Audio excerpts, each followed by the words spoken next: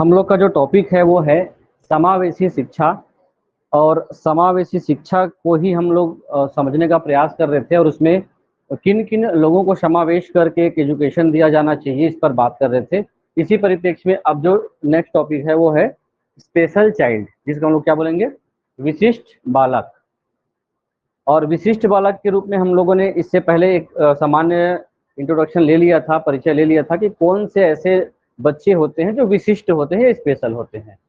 तो सामान्य रूप से क्या हम लोग समझने का प्रयास किए, जो सामान्य गुण जिन बच्चों में होता है और बहुतायत लोग सामान्य व्यवहार करते हैं वो सामान्य बच्चे कहलाते हैं, है ना। अगर उनमें कोई अगर कमजोर बच्चे हैं या उनसे थोड़ा सा ज्यादा जानने वाले बच्चे हैं तो हमारे लिए वो क्या हो जाता है, स्पेशल हो जाता है ना। और जब कोई बच्चा स्पेशल हो जाता है तो उसको बहुत सारे चीजों की विशेष आवश्यकता पड़ती है, ठीक है। इसी कारण से एक शब्द आता है, आप लोगों ने इसको सुना भी होगा,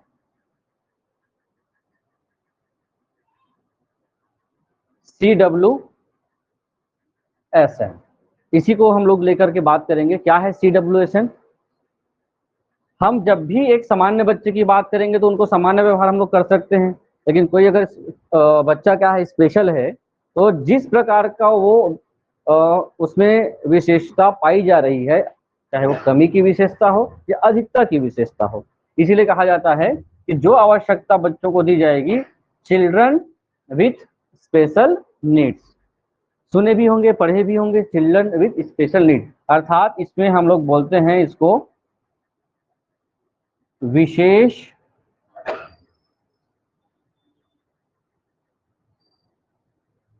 आवश्यकता वाले बच्चे।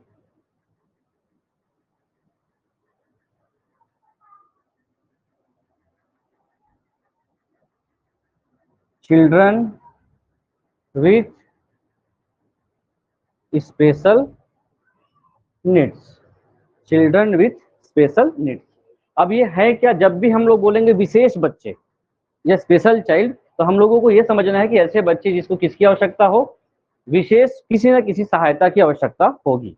तो आखिर क्या होता है विशिष्ट बालक, उसका परिभाषा क्या हो सकता है, कितने लोगों ने इसको परिभाषित किया है, और आज के समय में कितने प्रकार के हम विशिष्ट बालक देखते हैं।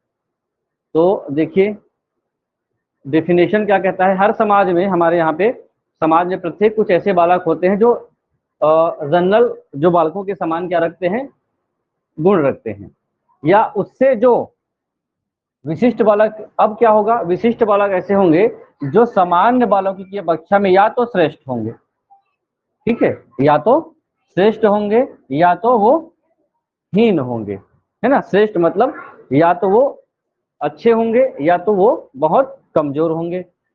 अब ये अच्छा होना या बाकी बच्चों की तुलना में कमजोर होना, ये डिपेंड क्या करता है, ये डिपेंड करता है बच्चे के उसके, हाँ, जेनेटिक्स पर डिपेंड करता है, उसका पढ़ाई लिखाई का रहने का एटमॉस्फेयर कैसा है, ये कैसे अपना ग्रोथ कर पा रहा है, ये डिपेंड करता है।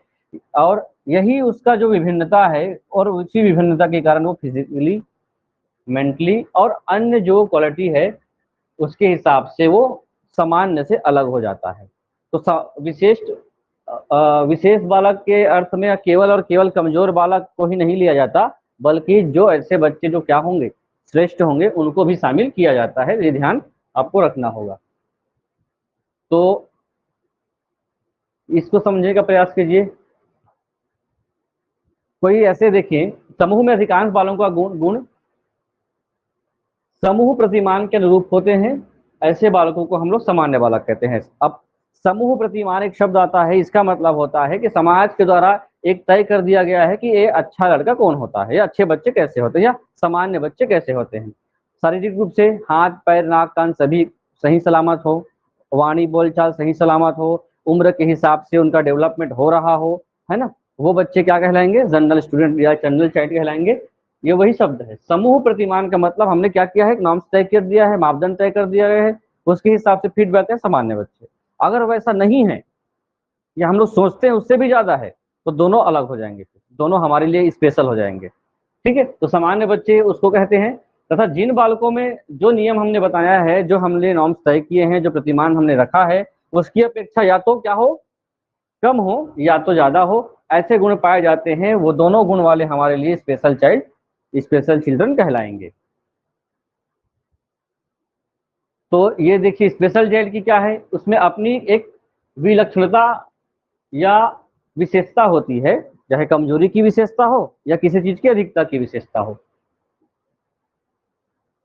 अब कोई कमजोरी है तो अन्य बच्चों के साथ उसको एडजस्टमेंट करने में, समायोजन करने में परेशानी होगी या कठिनाई होगी, और परेशानी और कठिनाई जैसे जैसे बढ़ती जाती है, उनके पालन पोषण और उस पर जो एजुकेशन है उसका हम ध्यान देना पड़ सकता है। कोई ग्रोथ 1-2 साल पूरा दिख रहा है कि इसका ग्रोथ 3 साल होने के बाद 1 साल के लायक इसका ग्रोथ नहीं हो पाया है, ऐसी स्थिति आती है कि 3 साल की तुलना के हिसाब से 1 साल का ग्रोथ नहीं हो पाया है, तो हमको दो चीजें कि या तो उसका पालन पोषण देखना पड़ेगा, साथ साथ आगे आने वाले पढ़ाई में जो पढ़ाई कर रहा होगा या क्लास सेकंड थर्ड का होगा, और सेकंड थर्ड में उनका जो पढ़ने लिखने की क्षमता है जो किस हिसाब से है, क्लास 1 के हिसाब से है, तो हमको बिल्कुल ध्यान रखना होगा कि यही फिर आ जाता है CWSN का कॉन्सेप्ट, है ना। शिक्षा और पालन पोषण में पिछड़ा है तो हम लोगों को यही है विशेष आवश्यकता की हमको ध्यान देने की आवश्यकता है, और यही शब्द बनता है CWSN, children with special needs. चलिए अब विशिष्ट बालक के कितने प्रकार होते हैं उसको समझिएगा। विशिष्ट बालक को हम लोग किस रूप में देखते हैं, 3 टाइप से समझने का प्रयास करते हैं। एक तो हो गया सामान्य बालक, है ना, एक हो गया विशिष्ट। विशिष्ट में भी एक श्रेष्ठ वाले बच्चे हो गए और एक कमजोर। अब कमजोर और श्रेष्ठ में वर्गीकरण किया गया है मेंटली रूप से, फिजिकली रूप से और सोशल रूप से। 3 प्रकार से इनका वर्गीकरण किया जाता है, और तीनों में क्या क्या आते हैं। मानसिक रूप से बच्चों की बात किया जाए, मानसिक स्थिति को समझा जाए तो 3 प्रकार के बच्चे हम लोग देखते हैं। पहला तो हो गया मानस मंदित। मानस मंदित का मतलब हो गया मंद बुद्धि वाले बालक, ठीक है। मंद बुद्धि का अभी तात्पर्य बता रहा था कि वो किसी चीज को सुनते समझने की क्षमता नहीं रख पाता है, तो वो उनका विकास कैसे होता है, बुद्धि का विकास अन्य बच्चों की अपेक्षा स्लो होता है, मंद होता है। और एक होते हैं ऐसा बच्चा जिसका विकास सामान्य बच्चे की तुलना में हाइपर होता है, बहुत ज्यादा होता है। तो ये हो गया 2 प्रकार। तीसरा हो गया पिछड़े बालक।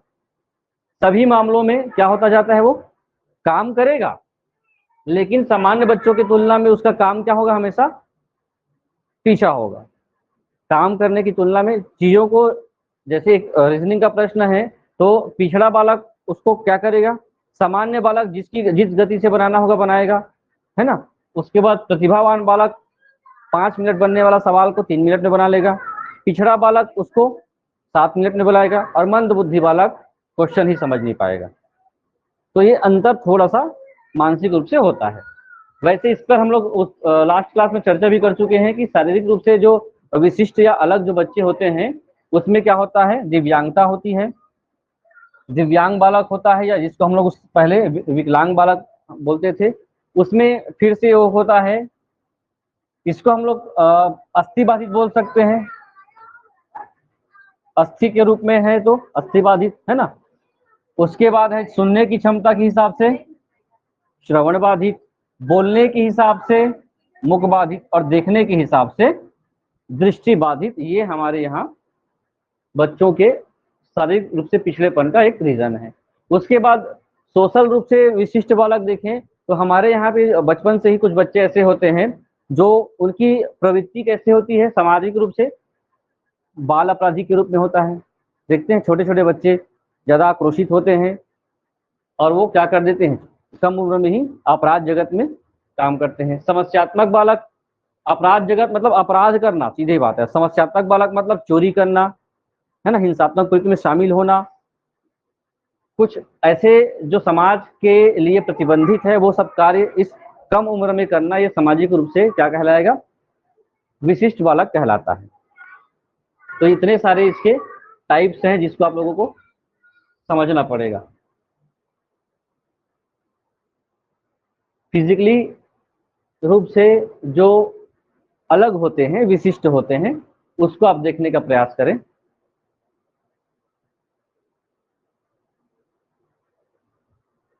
एजुकेशन पर्पज से हम लोग अगर शारीरिक रूप से दिव्यांगता की बात करते हैं या विशिष्ट बालक के रूप में बात करते हैं, तो जो भी ऐसे बच्चे जो 3-4 श्रेणी अभी देखे हैं, किससे, नाक, कान, आंख, है ना, इससे अगर वो बाधित है, मुख से बाधित हो, दृष्टि से बाधित हो, तो ऐसे बालक क्या कहलाएंगे, विकलांग बालक कहलाते हैं। अब जब ऐसे बच्चे जो इस श्रेणी में आते हैं तो उनको सबसे ज्यादा जरूरत होती है किसकी, समायोजन की और विशेष व्यवस्था की आवश्यकता होती है। हम लोग बात कर रहे हैं, अभी बार बार इसको रिपीट करूंगा, समावेशी शिक्षा की बात कर रहे हैं। तो समावेशी शिक्षा का कॉन्सेप्ट अलग है और विशेष व्यवस्था का कॉन्सेप्ट अलग है ना। एक कक्षा में सामान्य बच्चों के साथ एक दिव्यांग बच्चा बैठा हुआ है जो शारीरिक रूप से दोनों पैर उसके काम नहीं करते हैं। अब एक शिक्षक अगर उस बच्चे को अलग ले जा करके पढ़ाता है ना, उनको पढ़ाई में कुछ विशेष सुविधाएं देता है, तो क्या ये भेदभाव है, नहीं है कि है। मैं फिर से रिपीट कर रहा हूं, 20 छात्रों की कक्षा में, 20 बालकों की कक्षा में एक छात्र भी बैठ के पढ़ रहा है जो क्या है, शारीरिक रूप से विकलांग है, दिव्यांग है। उसकी दिव्यांगता को देख करके शिक्षक ने उसको अलग बैठाया और अलग उनको विशेष शिक्षा प्रदान की, तो क्या ये भेदभाव है?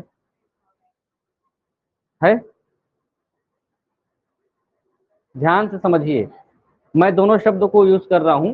एक तो बात कर रहा हूं, पहला ही मैं बोल दिया कि सामान्य बच्चे के साथ किसी दिव्यांग बच्चे को बैठाया गया है, मतलब हमने क्या किया है, समावेशी शिक्षा का पालन किया है, पहली बात हो गई है। हमने बैठाया तो है ना पहली। उसके बाद हमको लगता है कि इनको हमको विशेष आवश्यकता है ताकि इस सामान्य बच्चों के साथ वो कवर करते चले, तो हमने उसके लिए क्या किया, विशेष व्यवस्था। तो जितने भी शारीरिक रूप से हो, मानसिक रूप से हो, सामाजिक रूप से अगर दिव्यांग हैं या समस्याग्रस्त हैं या विशेष बालक हैं, अगर उनके लिए कोई विशेष व्यवस्था की जाती है तो ये भेदभाव नहीं होगी, उनके लिए सुविधा होगी, आवश्यकता के हिसाब से व्यवस्था होगी, है ना। लेकिन हम समावेशी शिक्षा का अर्थ किस रूप में समझे हैं, अगर किसी बच्चे को सभी बच्चों के साथ मिलकर पढ़ाया जाता है, मतलब ये नहीं कहा जाता कि ये दिव्यांग है या ये मंदबुद्धि है, इनके साथ बैठाकर नहीं पढ़ाएंगे, ये समावेशी शिक्षा का विपरीत अवधारणा है। दोनों को समझ लीजिए बस। कुछ ऐसे बालक होते हैं जो क्या होते हैं, मानसिक रूप से, ये दिख रहा होगा बालक, मानसिक रूप से विशिष्ट बालक में सबसे पहले प्रतिभाशाली आते हैं जिसका आईक्यू लेवल क्या होता है, सामान्य बालक का आईक्यू लेवल होता है 92 टू 110, 110। अब इससे जो ज्यादा है वो क्या कहलाएगा, प्रतिभाशाली, और इससे जो कम है और कम है मंद। तो ये जो क्राइटेरिया है उसके ऊपर भी विशिष्ट है, नीचे भी विशिष्ट है। तो प्रतिभाशाली बच्चे हो गए, बुद्धिमान बच्चे, पिछड़े अथवा धीमी गति से सीखने वाले, अर्थात ऐसे बच्चे हम लोग मानसिक रूप से विशिष्ट बालक में शामिल करते हैं। कुछ ऐसे बच्चे होते हैं जो किस रूप में होते हैं, संवेगात्मक रूप से विशेष होते हैं, और ये खास करके इसको सामान्य बच्चों के साथ एडजस्ट करके हम लोग चलते हैं, इसको अलग से कैटेगरी में शामिल ज्यादा नहीं करते हैं। जैसे कि कुछ ऐसे बच्चे होंगे जो किस भाव से होते हैं, शर्मीले भाव से होते हैं, उसके लिए अलग से क्लास की आवश्यकता नहीं होती है, वहीं पे उनको हम लोग क्या कर सकते हैं, काउंसलिंग करके उसको सामान्य बच्चों के हिसाब से शामिल कर सकते हैं। चिंताग्रस्त बच्चे, क्रोधी बालक, इनको हम क्या कर सकते हैं, व्यवहार परिवर्तन से इनको हम लोग सामान्य बच्चे के जैसे ला सकते हैं। लेकिन कुछ ऐसे बच्चे होंगे जो किस रूप में बात करेंगे, सामाजिक रूप से जो विशिष्ट बालक होते हैं, जो 8 साल, 10 साल, 12 साल के बच्चे हैं, जो क्या करते हैं, चोरी करते हैं, छोटी छोटी बात पर झूठ बोलते हैं। सीखा कहाँ से है ये मैटर नहीं करता, ये इनका नेचर ये चीज में आ चुका है। या फिर छोटे बच्चे क्या करते हैं, बीड़ी पीते हैं, सिगरेट पीते हैं, और मादक द्रव्य मतलब क्या होगा, द्रव्य मतलब शराब सेवन, है ना। कुछ ऐसे होते हैं जो क्या होते हैं, अपराधी होते हैं, झगड़ा हुआ कि उसका हाथ पैर ही तोड़ देना, सिर ही फोड़ देना, ऐसे बच्चे। और कुछ ऐसे होते हैं जो वंचित बालक होते हैं। वंचित बालकों के बारे में हमने चर्चा किया है, जो ऐसे अनुसूचित जाति जनजाति समुदाय से शामिल होते हैं जो आज तक सामाजिक रूप से वंचना का शिकार हुए थे, ये वंचित बालक ये सब चीजें किस रूप में आते हैं? सामाजिक रूप से विशिष्ट बालक में शामिल होते हैं।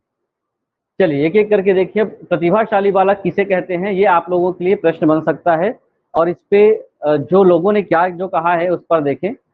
प्रतिभाशाली बालक, देखिए हम लोग अब जो टॉपिक पढ़ने वाले हैं इसमें ज्यादा और किसी विचारकों के बाद सोचने की आवश्यकता नहीं है, जो है वो सीधा सीधा आपको पढ़ना होगा।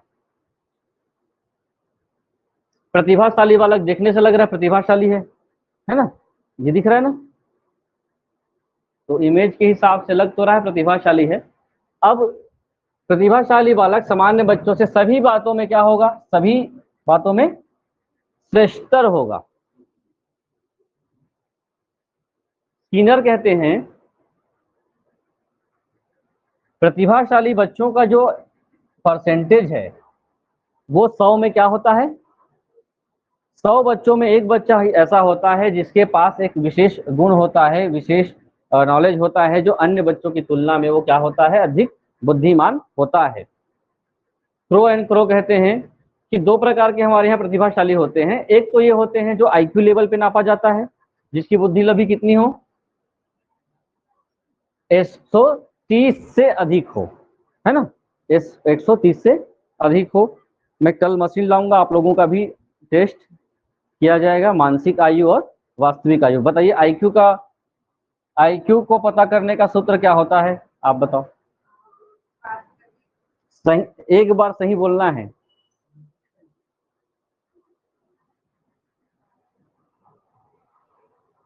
मेंटल एज अर्थात मानसिक आयु। मानसिक आयु ऊपर है तो वास्तविक आयु नीचे होगा ही, है ना। मानसिक आयु, और इसको हम लोग बोलते हैं वास्तविक। ये हो गया मानसिक आयु और ये हो गया वास्तविक आयु इंटू 100।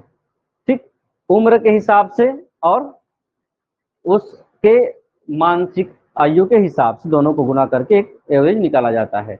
दूसरा ये कहता है क्रो एंड क्रो, ऐसे जो बालक होते हैं जो एक्स्ट्राऑर्डिनरी होते हैं, जिसमें ये बात कही गई है, जिसमें हो सकता है वो अन्य बच्चों की तुलना में आर्ट्स के मामले में हो, गणित के मामले में, संगीत, एक्टिंग, एक या एक से अधिक विशेष योग्यताएं रखता हो, जो अन्य बच्चे ये विशेषताएं नहीं रखते हैं, तब हम मानेंगे कि वो प्रतिभाशाली बालक है। और जो काम सभी बच्चे कर सकते हैं और वो आप भी कर रहे हो तो आप प्रतिभाशाली नहीं हो। ऐसा कोई काम आपके अंदर होगा जो 100 में एक करते हो। आप लोगों के कोई अंदर कोई ऐसे गुण होंगे तो बिल्कुल यहाँ पे आ करके आप परफॉर्मेंस दे सकते हैं, कुछ जैसे नृत्य में, गीत में या अन्य कोई एक्टिविटीज में, तो आपका आईक्यू टेस्ट किया जाए। आगे देखिए, क्या इस बच्चों की विशेषताएं होती हैं। अब देखिए प्रश्नों का जो स्तर है वो ये जो हम लोग जो पढ़ रहे हैं उससे कहीं आगे चला गया है, तो आपको थोड़ा सा आगे सोचना है कि प्रतिभाशाली बच्चों में और क्या क्या मुद्दे हो सकते हैं जो उनको इनसे अलग करता है। तो कुछ ऐसे बिंदु हैं, जैसे बच्चों का, हम सामान्य बच्चों की तुलना में उसके अंदर जो शब्द भंडार है ना, वो ज्यादा रहेंगे। उसके बाद जो मेंटल प्रोसेस का काम है, जो सामान्य बच्चे 3 मिनट में करते हैं, वो कितने मिनट में करेगा? कम समय में हल कर लेता है। तो वही तीव्रता मतलब जल्दी काम कर लेना। दैनिक कार्य में भिन्नता, जो काम आप एक परंपरागत ढंग से कर रहे हैं वो काम वो अच्छा टेक्निकल ढंग से कर लेता है, तो उनसे आप क्या है? अलग हैं। GK, general knowledge, general studies, ऐसे बच्चे अधिकतर ये होते हैं कि सामान्य ज्ञानों में अधिक रुचि लेते हैं, सामान्य अध्ययन में अधिक रुचि लेते हैं, और जब पढ़ाई लिखाई में देखेंगे तो उसको अद्वितीय सफलता भी मिलती जाती है। अमूर्त विषयों में रुचि, सबसे महत्वपूर्ण ये बात होती है कि उनका जो विचार है, लोग जो अभी मूर्त अवस्था में रहते हैं तो प्रतिभाशाली लोग कहाँ चले जाते हैं? अमूर्त अवस्था में। मैंने कल एग्जाम्पल बताया था किसका? श्रीनिवासन रामानुजन, जिसके बारे में हमने बात किया था कि कैसे उन्होंने अपने उम्र के बच्चों से कहीं ज्यादा आगे जा करके, है ना, बड़े बड़े प्रमेय को क्या करते थे? सिद्ध करते, सॉल्व करते थे। आश्चर्यजनक अंतर्दृष्टि का प्रमाण। अंतर्दृष्टि मतलब समझ गए थे हम लोग सूझ का सिद्धांत पढ़े थे, इनसाइट थ्योरी, कि कैसे हम किसी परिस्थिति में या विपरीत परिस्थिति में आपका आईक्यू कैसे फटाफट काम करता है, ये अंतर्दृष्टि था। तो कई बच्चे ऐसे होते हैं जो उनको टास्क मिलता है तो उनके अंदर छुपी हुई सूझ का जो सिद्धांत है वो काम करता है, तो उसका प्रमाण ये होता है। लेकिन कुछ ऐसे भी उनके अंदर गुण होते हैं या विशेषताएं होती हैं जो निगेटिव होते हैं, जो मैं स्टार लगा देता हूं। प्रतिभाशाली बच्चों के अंदर एक जो निगेटिव है यहां से शुरू हो जाता है। पहली बात तो अगर वो प्रतिभाशाली है, मोस्टली ना, अधिकतम मंद बुद्धि वाले बच्चे हों या जनरल जो बच्चे हों, उनको ये लगता है कि ये जो कम जानते हैं, मतलब उन पर क्या दिखाएगा, वो इंटरेस्ट नहीं दिखाएगा, अपने साथ वो लेकर के शामिल करने पे हिचकता हो। ये उनके अंदर एक गुण होता है। गुण बोले या विशेषता बोले या उनके अंदर निगेटिव गुण बोले। दूसरा चीज ये भी होता है कि अगर उनके पास बहुत सारी चीजें ये गुण हैं, तो जो सिलेबस जो चलता रहता है उस पर या तो अधिकतर रुचि लेगा या तो उस पर बिल्कुल इंटरेस्ट नहीं लेगा, क्योंकि उनको लगेगा कि ये सब चीजें मुझे आता है, और या तो वो आता है मतलब जल्दी से जल्दी पूरा कर लिया जाए, या अपोजिट ये हो सकता है कि उस पर क्या दिखाएगा, अरुचि। उनका पूरा ध्यान इन सब चीजों पे, ऊपर की चीजों में रहता है ना, और उनको ये लगता है कि ये सब चीजें हैं, हम एट ए टाइम कर लेंगे। दूसरा चीज, प्रतिभाशाली बच्चों का नकारात्मक गुण या विशेषता यह है कि विद्यालय के कार्य के प्रति अधिकतर क्या दिखाया जाता है, उदासीनता। अन्य जो एक्टिविटीज हैं उनमें शामिल करने के लिए बच्चों को कहा जाए तो ज्यादा इंटरेस्ट नहीं लेते हैं। उनका ध्यान कहाँ रहता है, यही सब पढ़ाई या उससे कुछ नवाचारों में लगा रहता है। उनको बाकी चीजें क्या लगती हैं, फालतू लगती है, स्कूल के काम। अधिकतर प्रतिभाशाली बच्चों के अंदर का जो गुण है ये रिसर्च बेस्ड है, और इसने सिद्ध किया है, इसको बताने का प्रयास किया है स्किनर और हैरीमैन ने। ये कोई अलग से इसे बनाया गया कॉलम नहीं है, उनके द्वारा दी गई ये विशेषताएं हैं। और एक है कि 130 प्लस से 170 आईक्यू होता है, वो प्रतिभाशाली बच्चे होते हैं। अब जब बच्चों के अंदर बहुत सारे ऐसे गुण आ गए हैं, तो उनका एजुकेशन सिस्टम कैसा होना चाहिए, बच्चों का एजुकेशन सिस्टम। तो पहला है कि अगर उनको लगता है, शिक्षक को लगता है कि बच्चे का जो लेवल है कक्षा 3 के हिसाब से नहीं है, 4 के हिसाब से नहीं है, 5 के हिसाब से नहीं है, 6 के हिसाब से है, और लेवल क्लास 3 में है, पढ़ाई लिखाई 6 के हिसाब से है, तो सामान्य रूप से उनको क्या मिलना चाहिए, कक्षा उन्नति मिलना चाहिए। क्यों,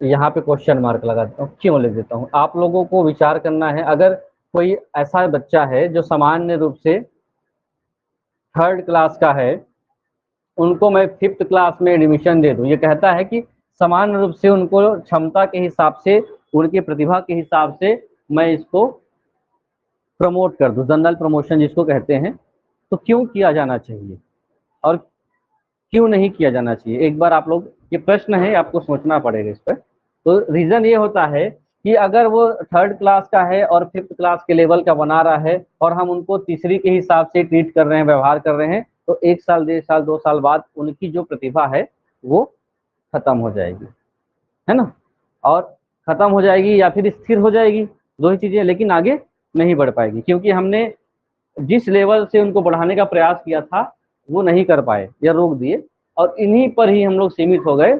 बहुत सारे ऐसे बच्चे होते हैं जो शुरू में प्रतिभाशाली होते हैं, लेकिन कुछ सालों बाद उनकी प्रतिभा या तो सामान्य हो जाती है, सामान्य से नीचे हो जाती है, क्योंकि इन पे ये भी प्रवृत्ति देखी जाती है कि छोटी छोटी बातों पर कुंठित हो जाते हैं। और जो बच्चे टॉपर रहने के जो आदी होते हैं, वो लोग अगर किसी मामले में पीछे रह गए तो या तो पूरा गिर जाते हैं, या तो, क्योंकि आप लोगों ने देखा होगा, जो क्लास में फर्स्ट होता है और क्लास में सेकंड होता है, तो ये माना जाना जाता है कि आपको हमेशा क्या आना चाहिए, सेकंड आना चाहिए। क्यों, क्योंकि आप जीवन भर कम से कम ये प्रयासरत रहेंगे कि आप कम से कम अपने पोजीशन को बना कर रखें, तैयारी को बना रखें। दूसरा, अगर ये आते हैं तो सबसे बड़ी चुनौती ये रहती है कि इसके समकालीन चलने पर, जीवन भर इसके समकालीन चलना आपके लिए चुनौतीपूर्ण होता है। तो व्यक्ति अगर टॉपर है तो हर बार टॉपर रहे, ये संभव नहीं है। लेकिन आप सेकंड है, सेकंड रहने का मतलब है कि आप ये 90 लाया है और ये 55 लाया है, ऐसा सेकंड नहीं है ना, ये 90 है तो इसका 89.5, इस टाइप का आपको ये मोटिवेट करता है, ठीक है।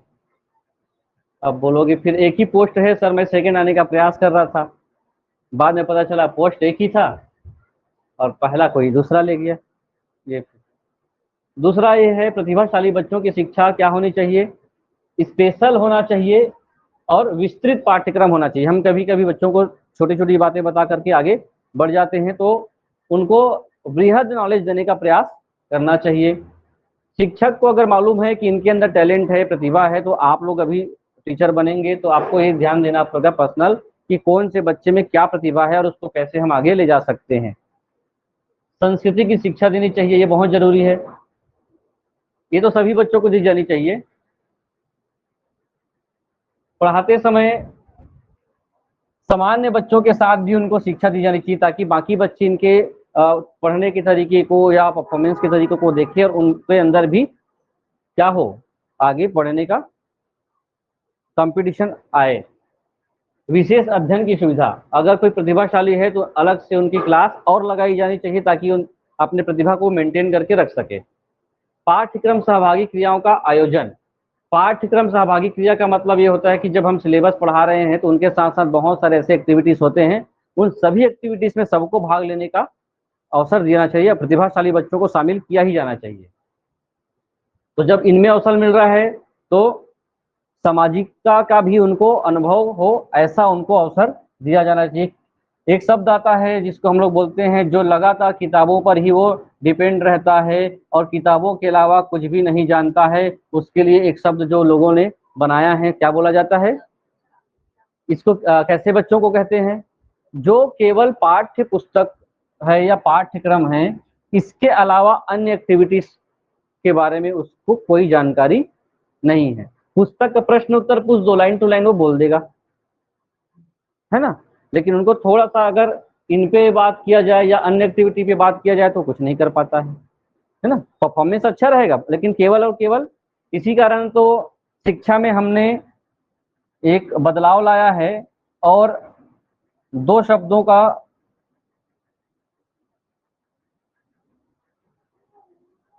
सुने, संज्ञानात्मक शिक्षा और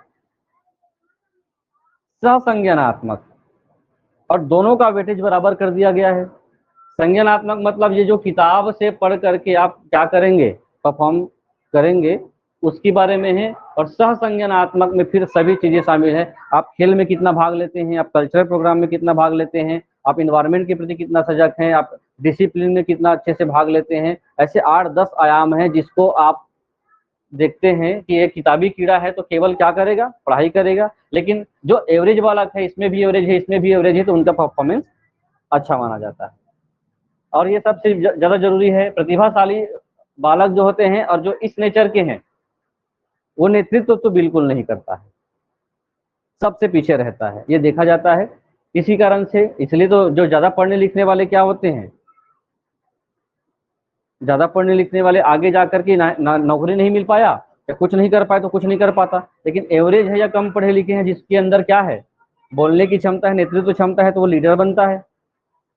रीजन यही है कि आपको प्रतिभाशाली होने के साथ साथ जो सहसंज्ञानात्मक क्षेत्र के आपके पास गुण हों वो होने चाहिए।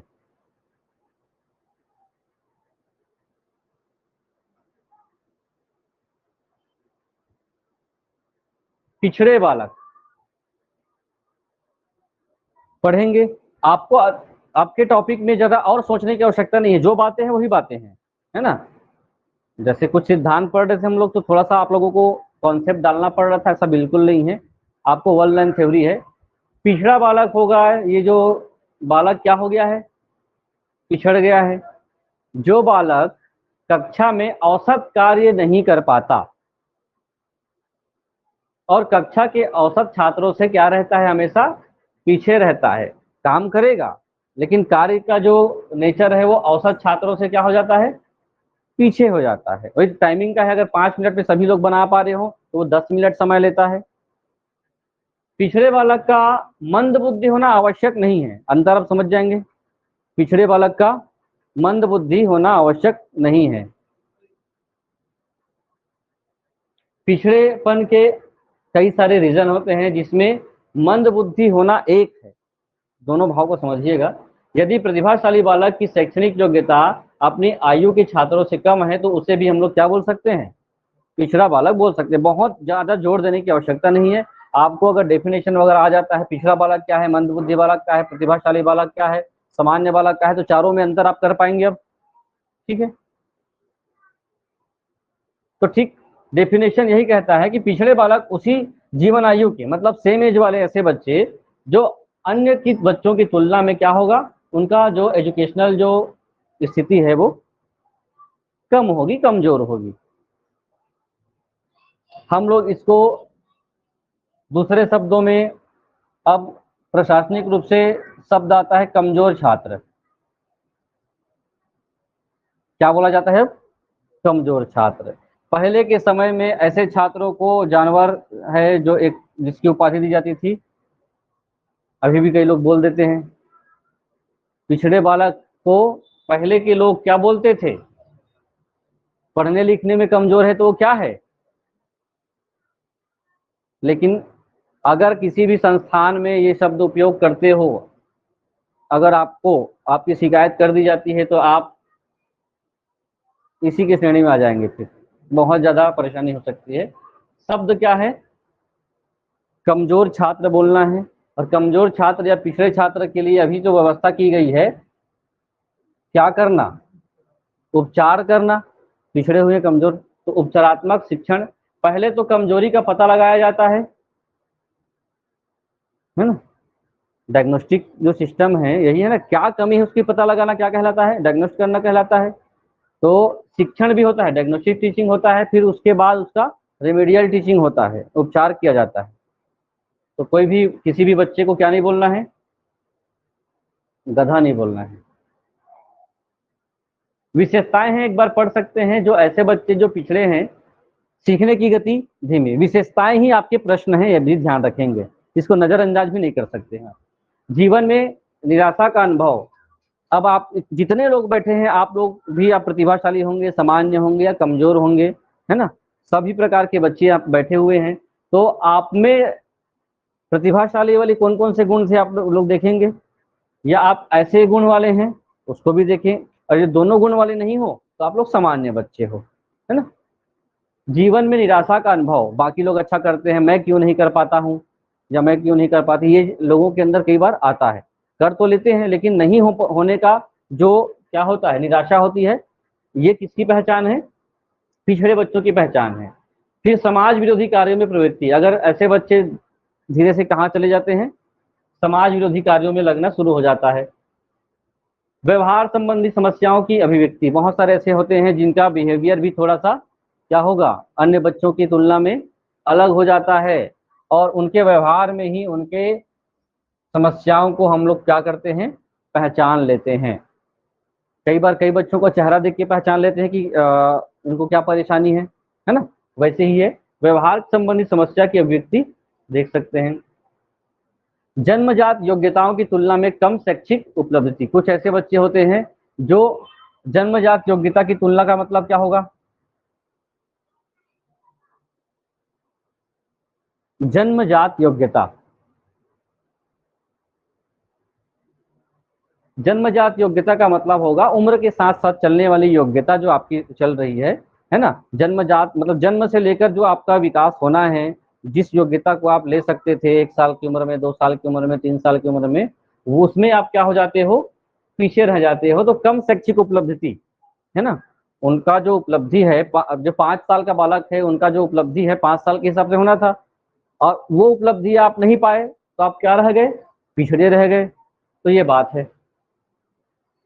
कुछ ऐसे भी होंगे पिछड़े बालक जो सभी लोगों के साथ बैठा जा रहा है, मतलब प्रतिभाशाली बच्चे के साथ भी बैठ रहे हैं, सामान्य बच्चे के भी साथ बैठ रहे हैं, लेकिन उनके हिसाब से जो सिलेबस तय है उनका भी बेनिफिट वो नहीं ले पा रहे हैं। सामान्य शिक्षण विधि द्वारा शिक्षा ग्रहण करने में आप उनको कितना भी अच्छे तरीके से बता दो, समझा दो, उसके बाद भी वो क्या नहीं कर पा रहा है, उस नॉलेज को ग्रहण नहीं कर पाता है। मंद बुद्धि, सामान्य बुद्धि या अतिश्रेष्ठ बुद्धि का प्रमाण ये होता है, जो मंद बुद्धि होते हैं वो पिछड़े ही होंगे। ठीक है, एक शब्द आता है पिछड़े बच्चे मंद बुद्धि होंगे, ये जरूरी नहीं है। एक बार रिपीट कर रहा हूं, जो पिछड़े बच्चे हैं उसका मंद बुद्धि होना जरूरी नहीं है, लेकिन मंद बुद्धि हमेशा पिछड़ा ही रहेगा। तो जिसका दिमाग शुरू से कमजोर है वो पिछड़ेगा ही, लेकिन जो पिछड़ गया है इसका मतलब ये नहीं कि वो मंद बुद्धि है। आईक्यू लेवल 90 से 110 से क्या होगा, कम ही होगा। ये तो सामान्य का रेंज है ना, इससे कम होगा तो पिछड़ा बालक। क्यों होता है ये भी देख लीजिए। माता पिता की अशिक्षा, परिवार का बड़ा आकार, बड़ा परिवार में सभी बच्चों पर हम ध्यान नहीं दे पाते हैं, गरीबी भी एक कारण है। निम्न सामान्य, बच्चे शुरू से ही क्या हैं, कमजोर हैं, सामान्य बुद्धि है। कुछ ऐसे शारीरिक व्याधियां हैं या शारीरिक दोष हैं जिससे वो कवर करने में क्या करता है, परेशानी महसूस करता है। और सामान्य से कम शारीरिक विकास, ये सब कारण से कोई भी बच्चा हर मामले में क्या रह जाता है, पीछे रह जाता है।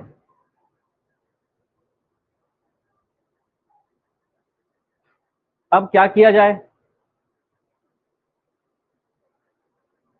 ऐसे बच्चों को हमको पढ़ाना भी जरूरी है, ज्ञान भी देना है, शिक्षा भी देना है, सामान्य बच्चों के साथ एक बराबर लेकर चलना है। तो देखिए पिछड़ेपन या बच्चों के मंदता के निवारण के क्या उपाय हो सकते हैं।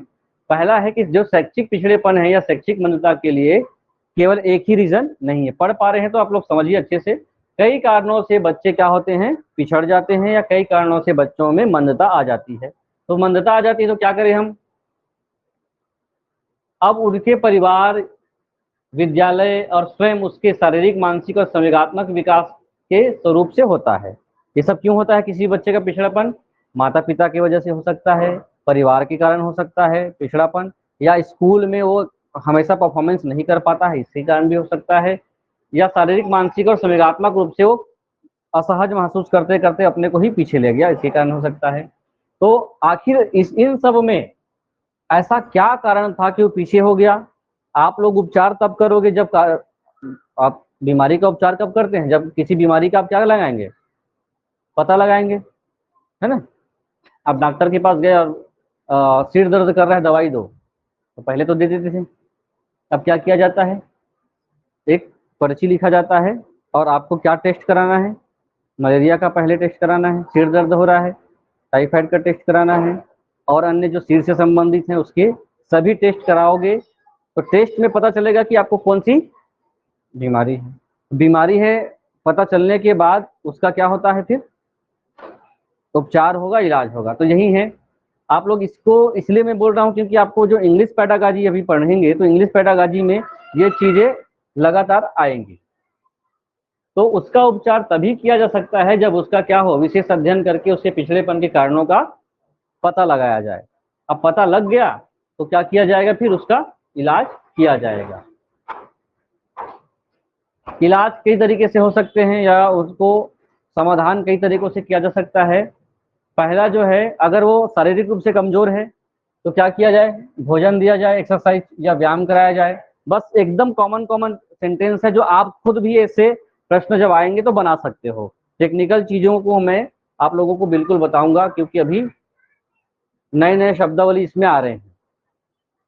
निर्धन परिवार है या निर्धन परिवार है और निर्धनता के कारण से वो पढ़ाई में पिछड़ा हुआ है या पढ़ नहीं पा रहा है, तो उनको पढ़ाने के लिए सरकार क्या कर रही है, निःशुल्क और अनिवार्य शिक्षा दिया जा रहा है, और आर्थिक जो बोझ है उसको कम करने के लिए स्कॉलरशिप भी दिया जाता है। अनिवार्य शिक्षा प्राप्त करने की उच्चतम आयु तक बालकों द्वारा धनोपार्जन के लिए कार्य करने पर वैधानिक प्रतिबंध। ये क्या कहता है, हमने कितने साल के बच्चों को तय किया है कि वो काम नहीं करेगा, 6 से 14 साल तक का हम लोगों ने बच्चों पर क्या लाया है, निःशुल्क शिक्षा लाया है। तो इसी बीच कहता है कि जो उच्चतम आयु है, उच्चतम आयु कितना, 14 वर्ष अनिवार्य है। तो 14 साल तक के बच्चों द्वारा जाओ पैसा कमा लो, ऐसा करके कई बच्चों को लगा दिया जाता है। अधिकतर जो संयुक्त परिवार है, बड़ा परिवार है, 4 बच्चे हैं और माता पिता करके 6 हैं, चारों बच्चों की आयु 14 साल, 13 साल, 12 साल है। ठीक है, 12, 13, 14, 15 साल की आयु का है और बहुत निर्धन परिवार है, तो निश्चित रूप से इन लोगों को क्या कर दिया जाएगा, छोटे मोटे काम में लगा दिया जाता है ताकि कुछ तो पैसा मिलता रहे और आय बनती रहे। इस पर आप लोग रोक लगाते हो तो बच्चों को क्या किया जाएगा, अच्छे से शिक्षा मिलेगी। तो यही काम है, क्या किया जाएगा, वैधानिक प्रतिबंध लगाया जाए। बालकों के माता पिता को साक्षर बनाने के लिए अविराम क्रियाशीलता, ये सरकार का काम है। आप लोग माता पिता को जाकर पढ़ा सकते हो क्या, सरकार की जिम्मेदारी है। बालकों के माता पिता में अच्छी आदतों का निर्माण करिए। अगर सामाजिक रूप से समस्याग्रस्त है तो माता पिता में अच्छी आदतों का निर्माण करने के लिए आप क्या कर सकते हो, एक शिक्षक क्या कर सकता है, माता पिता के व्यवहार में और बुरे आदत हैं उनके माता पिता में, उनको अच्छी आदतें लानी है। और आपको बोला जाता है कि उनके घर जाइए, है ना, और उनको ये बोलिए कि आप लोग ही अच्छे से नहीं रहो, कैसे अच्छे से रहे बताने का आपका काम है। और जैसे ही घर जाते हैं वो नशे में पूरा चूर है। अब आपको क्या करना है, उनको फिल्म दिखाना है, बोलते हैं प्रचार करना है। तो ये चीजें आप इनका एक नहीं कर सकते, लेकिन ये सकारात्मक बातें हैं जिसके माध्यम से किया जा सकता है। बालकों के प्रति माता पिता का दृष्टिकोण अच्छे से करना, ये बड़ी बड़ी बातें हैं जो सकारात्मक बातें हैं, ये सब किया जा सकता है। लेकिन मैं आखिरी के 2 लाइन पर ज्यादा फोकस करूंगा जो आपके लिए काम का है। पहला तो बालकों की विद्यालयों में क्या करना, नियमित उपस्थिति का निरीक्षण करने के लिए निरीक्षकों की नियुक्ति आवश्यक नहीं है, शिक्षक भी एक निरीक्षणकर्ता बन सकता है। और अटेंडेंस ही उनका मेन है कि अगर लगातार कोई छात्र स्कूल जाता है तो वो कुछ ना कुछ हर दिन सीखता है। दूसरी बात है तो उनके लिए क्या किया जाए, विशिष्ट विद्यालय और विशिष्ट कक्षाएं बनाई जाए। और जो सिलेबस होता है, बच्चे का पाठ्यक्रम होता है, तो योग्यता और उनके अनुकूलन हिसाब से जो उनको एडजस्ट कर सकता है, सिलेबस देखेंगे। अगर क्लास 1 क्लास 2 का तो क्लास 1 2 के हिसाब से होना चाहिए, तो परफेक्ट चाहिए। इस पर ज्यादा आपको ध्यान रखना। विद्यालय क्या होते हैं, या विशेष विद्यालय, तो विशेष विद्यालय होंगे ऐसे स्कूल जहां पर तो वो जिसकी आवश्यकता होती है उनके हिसाब से स्कूल खोल दिया जाता है।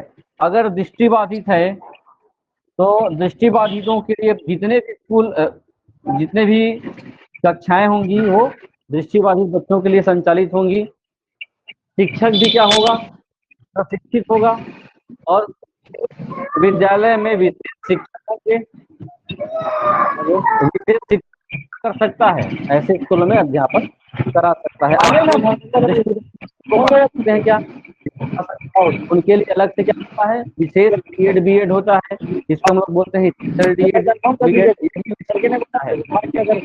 गया था वहाँ श्रवण बाधित, दृष्टि बाधित, मुख बाधित, है ना, अष्टि बाधित, ये सभी के अलग अलग स्कूल होते हैं। वैसे ही मंदी वाले बच्चों के लिए भी अलग से स्कूल होते हैं जो विशेष स्कूल कहलाते हैं। तो विशेष स्कूल पे क्या होगा, विशिष्ट स्कूल या विशेष स्पेशल स्कूल की स्थापना क्या होनी चाहिए, 100 बच्चों का एक स्कूल जिसमें 20-20 बच्चों की क्या होनी चाहिए, एक कक्षा होनी चाहिए। जो ट्रेंड है, अनुभवी हैं, जो इसी पर ट्रेन हो ना, जैसे स्पेशल डीएड बीएड वाले हों वो ही पढ़ा सकते हैं। बच्चों को हमेशा छोटे छोटे ग्रुप में ही जाना चाहिए। उनका जो सिलेबस बच्चों से अलग होना चाहिए। जैसे आपको तो वाले बच्चे जो मंदबुद्धि है तो क्लास 1 के लायक भी नहीं होगा, तो उनको शुरुआत कैसे किया जाए, आंगनबाड़ी या नर्सरी स्तर की चीजों को पढ़ा कर धीरे धीरे हमको उसको आगे ले जाना है। उसके बाद ऐसे जगह पर उनको शामिल करना है जो स्किल डेवलपमेंट में भी काम आए, जिसमें क्या क्या किया जा सकता है। पिछड़े बालकों के लिए स्पेशल, जो पिछड़े बालक है उनको क्या किया जाए, कटाई बुनाई सिखाई जाए। पढ़ने में मन नहीं है तो पिछड़े बालक को हमेशा ऐसे ही कुछ गणित के सवाल आते हैं, नहीं बढ़िया, तो क्या करो, कुछ सीखो, कटाई बुनाई करो, बनाने के कौशल विकास होगा और स्किल डेवलपमेंट। अभी ये जो काम है पिछड़े बालकों के साथ सभी बच्चों को लेकर के काम किया जाएगा। सबसे मेन जो मुद्दा है ये दोनों जो कॉन्सेप्ट है एनसीएफ 2023 लेटेस्ट और एनईपी 2020, ये तो खैर पिछड़े बच्चों की बात है, लेकिन सभी बच्चों को किस पे कनेक्ट करना है, कौशल विकास करना है। आप अभी का जो दौर चल रहा है उस हिसाब से आपको कोई ना कोई क्या लेना पड़ेगा, स्किल सीखना पड़ेगा, नहीं तो आप किसी काम के नहीं रहेंगे। अगर आपके अंदर कोई स्किल नहीं है, अभी आपके अंदर क्या स्किल है, कुछ अपने अंदर स्किल डेवलप करिए, है ना। और आज के समय में स्किल डेवलप का सबसे ज्यादा डिमांड होगा किस मामले पे, एआई को लेकर की स्किल आपके अंदर चाहिए। आप अगर अभी क्या सीखते हो, कपड़ा बुनना, कताई करना, जिल्दबाजी करना, कई लोग क्या है घर में अगरबत्ती बनाते हैं, है ना, रखे रहते हैं पत्थर अगरबत्ती बनाने मशीन, दोना पत्तल बनाने वाले, वहां से स्किल डेवलपमेंट अब नहीं होगा। आपका जो जनरेशन है या आने वाला जनरेशन है, आप नहीं जानोगे तो आपके बच्चे पूरे के पूरे दूसरे लोगों पे डिपेंड होंगे, उतना ही सीख पाएंगे जितना वो बाहर से सीख के आए हैं। आप उस पर क्या किए, पढ़ने बोला पड़ेगा, क्या पड़ेगा नहीं है, एआई सीखेगा, तो आपको भी कुछ ना कुछ स्किल सीखना पड़ेगा। सांस्कृतिक विषय की शिक्षा पिछड़ेपन वाले बच्चों को दिया जाना चाहिए, जो विशेष शिक्षण विधि का प्रयोग करके किया जा सकता है। मंद बुद्धि, मन बुद्धि के बारे में हम लोग बात किए। मन बुद्धि कई प्रकार या मानसिक मंदता जो के होते हैं।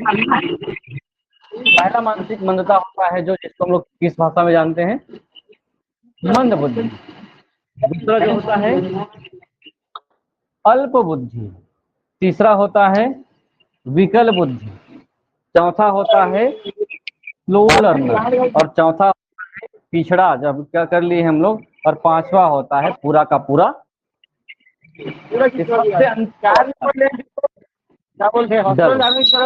डर पूरा खत्म। तो इससे थोड़ा ऊपर ये है, इससे थोड़ा ऊपर ये है, इसके टाइप या फिर सेट करने आ सकता है। तो ध्यान दें, मानसिक रूप से जो बच्चे को कैटेगरी है मंदता के नाम से जाना भी जा सकता है। सबसे ज्यादा जो कहा जाता है सबसे ज्यादा स्थिति खराब है उसको हम लोग बोलते हैं जो कुछ भी नहीं समझ सकता, कुछ भी नहीं मतलब कुछ भी नहीं। तो ऐसे बच्चों को देखिए, मंद सोचने की क्षमता क्या होता है,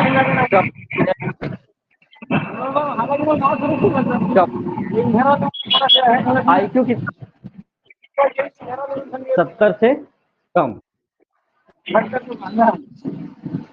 डेफिनेशन समझिए, प्रत्येक कक्षा के छात्रों को वर्ष में शिक्षा का एक निश्चित कार्यक्रम पूरा करना पड़ता है। ठीक है, मतलब आप किसी बच्चों को अगर 10th में बैठा रहे हो तो वो 10वीं का पूरा सिलेबस क्या करेगा, पूरा करेगा।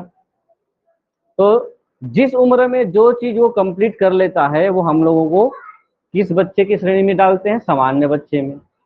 अब जो उसको पूरा नहीं कर पाए तो पिछड़ा या फिर क्या कहलाएगा, मंद कहलाता है, पिछड़ा या फिर मंद कहलाता है। ऐसा नहीं है कि स्कूल में सभी बच्चे एक जैसे हों, है ना, सभी बच्चे एक जैसे हो। हर बच्चों की स्थिति क्या होती है, अलग अलग होती है, और ये अभी से नहीं है, ये लंबे समय तक चली आ रही है। जितने भी बच्चे, क्योंकि हमारे यहाँ विभिन्नता है, भिन्नताएं तो पढ़ी हैं, जो व्यक्तिगत विभिन्नता है सभी बच्चों में अलग अलग है, अलग अलग होंगी, सबके सोचने समझने की क्षमता बिल्कुल निश्चित रूप से अलग अलग होगी।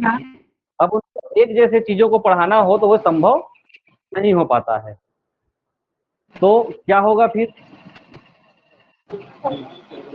कुछ वाले क्या सोचते हैं इसको लेकर, क्रो एंड क्रो ने रिसर्च किया और इन्होंने कुछ बातें बताई कि ये कंडीशन सकते हैं। पहला चीज तो ये है कि हम लोग अगर इसको नंबरिंग करें तो पहली स्थिति यह है कि जो मंद वाले होते हैं उनको एक अपेक्षा रहती है, उम्मीद रहती है कि वो दूसरों को मित्र बनाएं ताकि उनका क्या हो सके, हेल्प हो सके।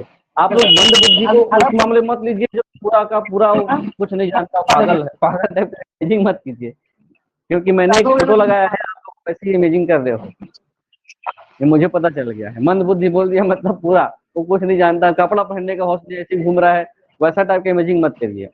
स्लो लर्नर भी एक डेफिनेशन था, उसका पर्याय था। धीमी गति से सीखने वाले या डल बच्चे या पिछड़े बच्चे, सबको एक ही कैटेगरी से देखा जाता है।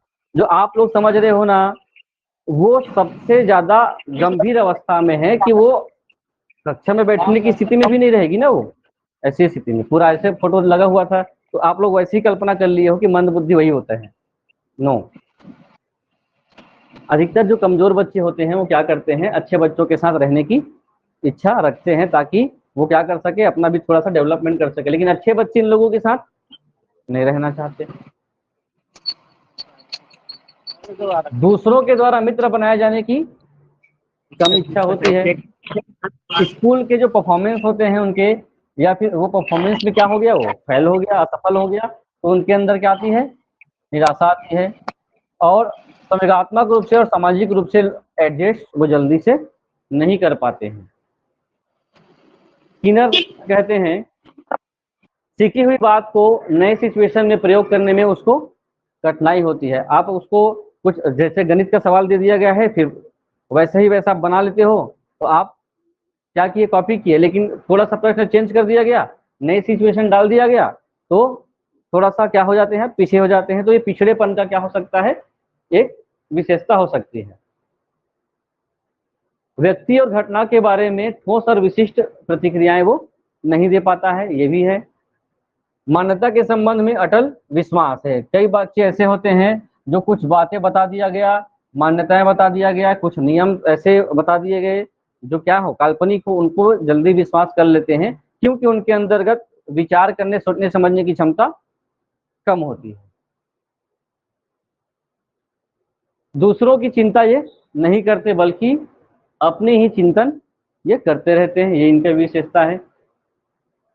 तो क्या किया जाए इनको, मंद बुद्धि वाले बच्चों को एजुकेशन के लिए अपनी देखभाल का उनको प्रशिक्षण दिया जाए, जिसमें क्या क्या शामिल होगा, अपनी देखभाल के लिए भोजन से लेकर के अन्य जितने भी गतिविधियां हैं, खाने पीने से लेकर के सब में उनको देखभाल की प्रशिक्षण दिया जाए। अपनी देखभाल का मतलब है कि हम लोग देखते हैं, आप लोग ने कब अपने से, सभी लोगों को तो खाना बनाने आता होगा, है ना, कब सीखा होगा खाना बनाना, सबसे पहले लोग चाय बनाना सीखते हैं, कब सीखा होगा, बहुत छोटे उम्र में सीख गए होंगे। या फिर घर के साफ सफाई आप खुद के लिए, है ना, खुद की देखभाल करना कब से सीखे, बहुत कम उम्र में। कुछ बच्चे ऐसे होते हैं जो चौथी पांचवी तक के हो जाते हैं, तो क्या होता है, माता पिता ही उसको क्या कर रहे हैं, खाना खिला रहे हैं, नहला रहे हैं। ऐसी स्थिति वाले बच्चे ज्यादा ही क्या कहलाएंगे, पिछड़े कहलाएंगे या मंद कहलाते हैं।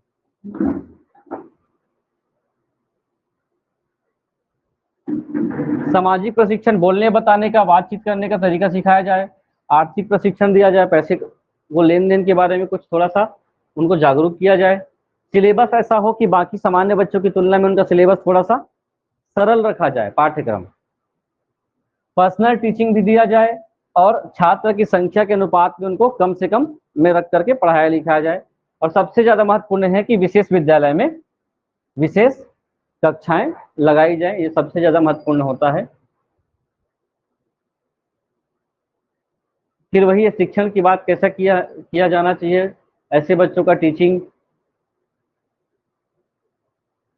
आप शिक्षक हैं और मंद बुद्धि या पिछड़े बालक हैं, तो अब उनके लिए क्या किया जाए, शिक्षकों को बालकों का क्या करना चाहिए, सम्मान करना चाहिए, और ये धारणा नहीं रखनी चाहिए कि तुमको आता नहीं है, कुछ नहीं आता है, चलो पीछे रहो, पीछे बैठो। ये वाला काम नहीं होना चाहिए। उनको कहाँ बैठाना है, सामने बैठा करके उनके साथ अच्छा व्यवहार करना चाहिए। बहुत सारे चीजों में उनको किसकी आवश्यकता पड़ सकती है, सहायता की। कुछ मामलों में उनको काउंसलिंग की या परामर्श की आवश्यकता पड़ सकती है, या फिर डायरेक्शन की आवश्यकता पड़ सकती है। तो आपको चाहिए या शिक्षक को चाहिए कि समय समय पर उनको ये सब मिलने चाहिए, शिक्षकों के कार्य है ना। उसके बाद बालकों में संवेगात्मक संतुलन और सामाजिक समायोजन के गुणों का विकास करना चाहिए। बहुत बड़ी बड़ी बातें हैं जो पूरा सकारात्मक बातें हैं, बालकों की आवश्यकता के हिसाब से उनको पढ़ाया जाना चाहिए, स्वास्थ्य समस्याओं पर ध्यान देना चाहिए, सामाजिक स्थिति के हिसाब से उन पर पर्सनल ध्यान देना चाहिए, उनके क्या कमियां हैं, पिछड़े हैं तो किस मामले में पिछड़े हैं उसको भी ध्यान दे करके एक शिक्षक को पता होना चाहिए कि कौन सा छात्र किस मामले में पिछड़ा हुआ है। और ये कैसे पता चलेगा? लगातार ऑब्जर्व करते रहेंगे, देखते रहेंगे, है ना, तो पता चलेगा।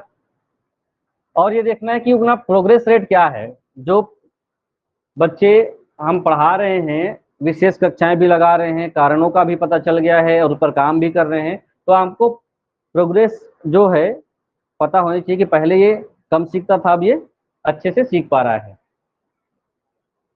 जो पढ़ाया जा रहा हो ज्यादा से ज्यादा ऐसे शिक्षण दिया जाना चाहिए मानसिक मंदता वाले बच्चों को या पिछड़े बच्चों को, जो उनके रियल लाइफ से क्या हो, रिलेटेड हो, है ना। बड़ी बड़ी बातें करके उनको, तो प्रतिभाशाली बच्चों के लिए ठीक है वो बड़ी बड़ी बातें करके समझा देना, लेकिन ऐसे बच्चों को आप क्या करेंगे, व्यवहारिक जीवन से जोड़कर ही उनको काम करेंगे। अब आते हैं समस्याग्रस्त बालक, जो सामाजिक समस्याग्रस्त है। ये फोटो में बार बार दिखाता हूं आप लोग को, दिख रहा है।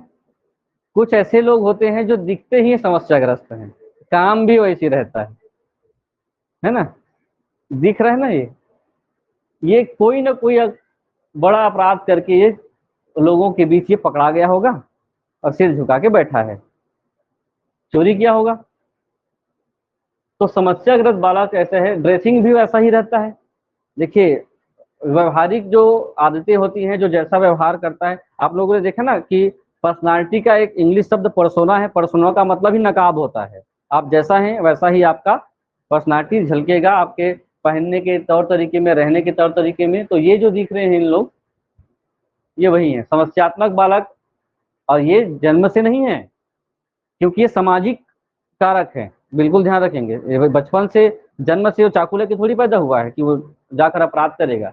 ये सामाजिक समस्या से ग्रसित है, जिसके व्यवहार में कोई ऐसी असामान्य बात आ जाती है जिसके कारण से वो समस्या बन जाती है, जैसे कि चोरी करना या फिर बड़े बड़े झूठ बोलना।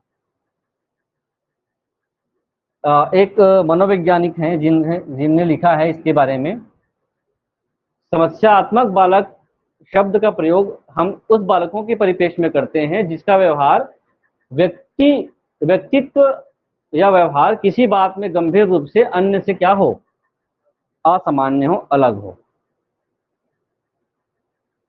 और ये भी देखा गया है कि जो स्लम एरिया के बच्चे होते हैं, है ना, झुग्गी बस्ती के जो बच्चे होते हैं, उनमें ऐसे गुण ज्यादा देखने को मिलते हैं, अधिकतर, है ना। पहला क्या होगा, चोरी करने वाला है। क्यों चोरी करता है कोई बच्चा?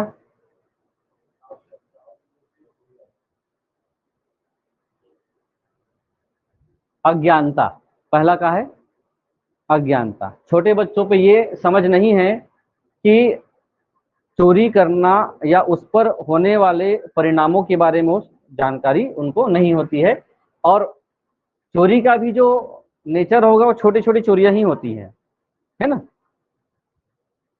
जो जितना ज्यादा जानकार होता है, जो वो उतना बड़ा चोर होता है। जिनकी बुद्धि जितनी तेज चलती है उन लोग चोरी नहीं करते, है ना। चोरी उन्हीं लोग करते हैं जो समस्यात्मक होते हैं, जिन पे मानसिक रूप से अन्य बच्चों की तुलना में थोड़ा सा कमजोर स्थिति होती है, उन लोग चोरी करते हैं। लेकिन जो प्रतिभाशाली बच्चे होते हैं वो चोरी नहीं करते, उन लोग स्कैम करते हैं, बड़ी चीजें करते हैं। तो आप लोग तो सामान्य बच्चे हो, दोनों नहीं हो, है ना, आप ही लोग बताए हो, तो आप लोग अच्छे हो। अन्य विधि से परिचित नहीं होते हैं, अर्थात अपरिचित होते हैं। उच्च स्थिति की इच्छा।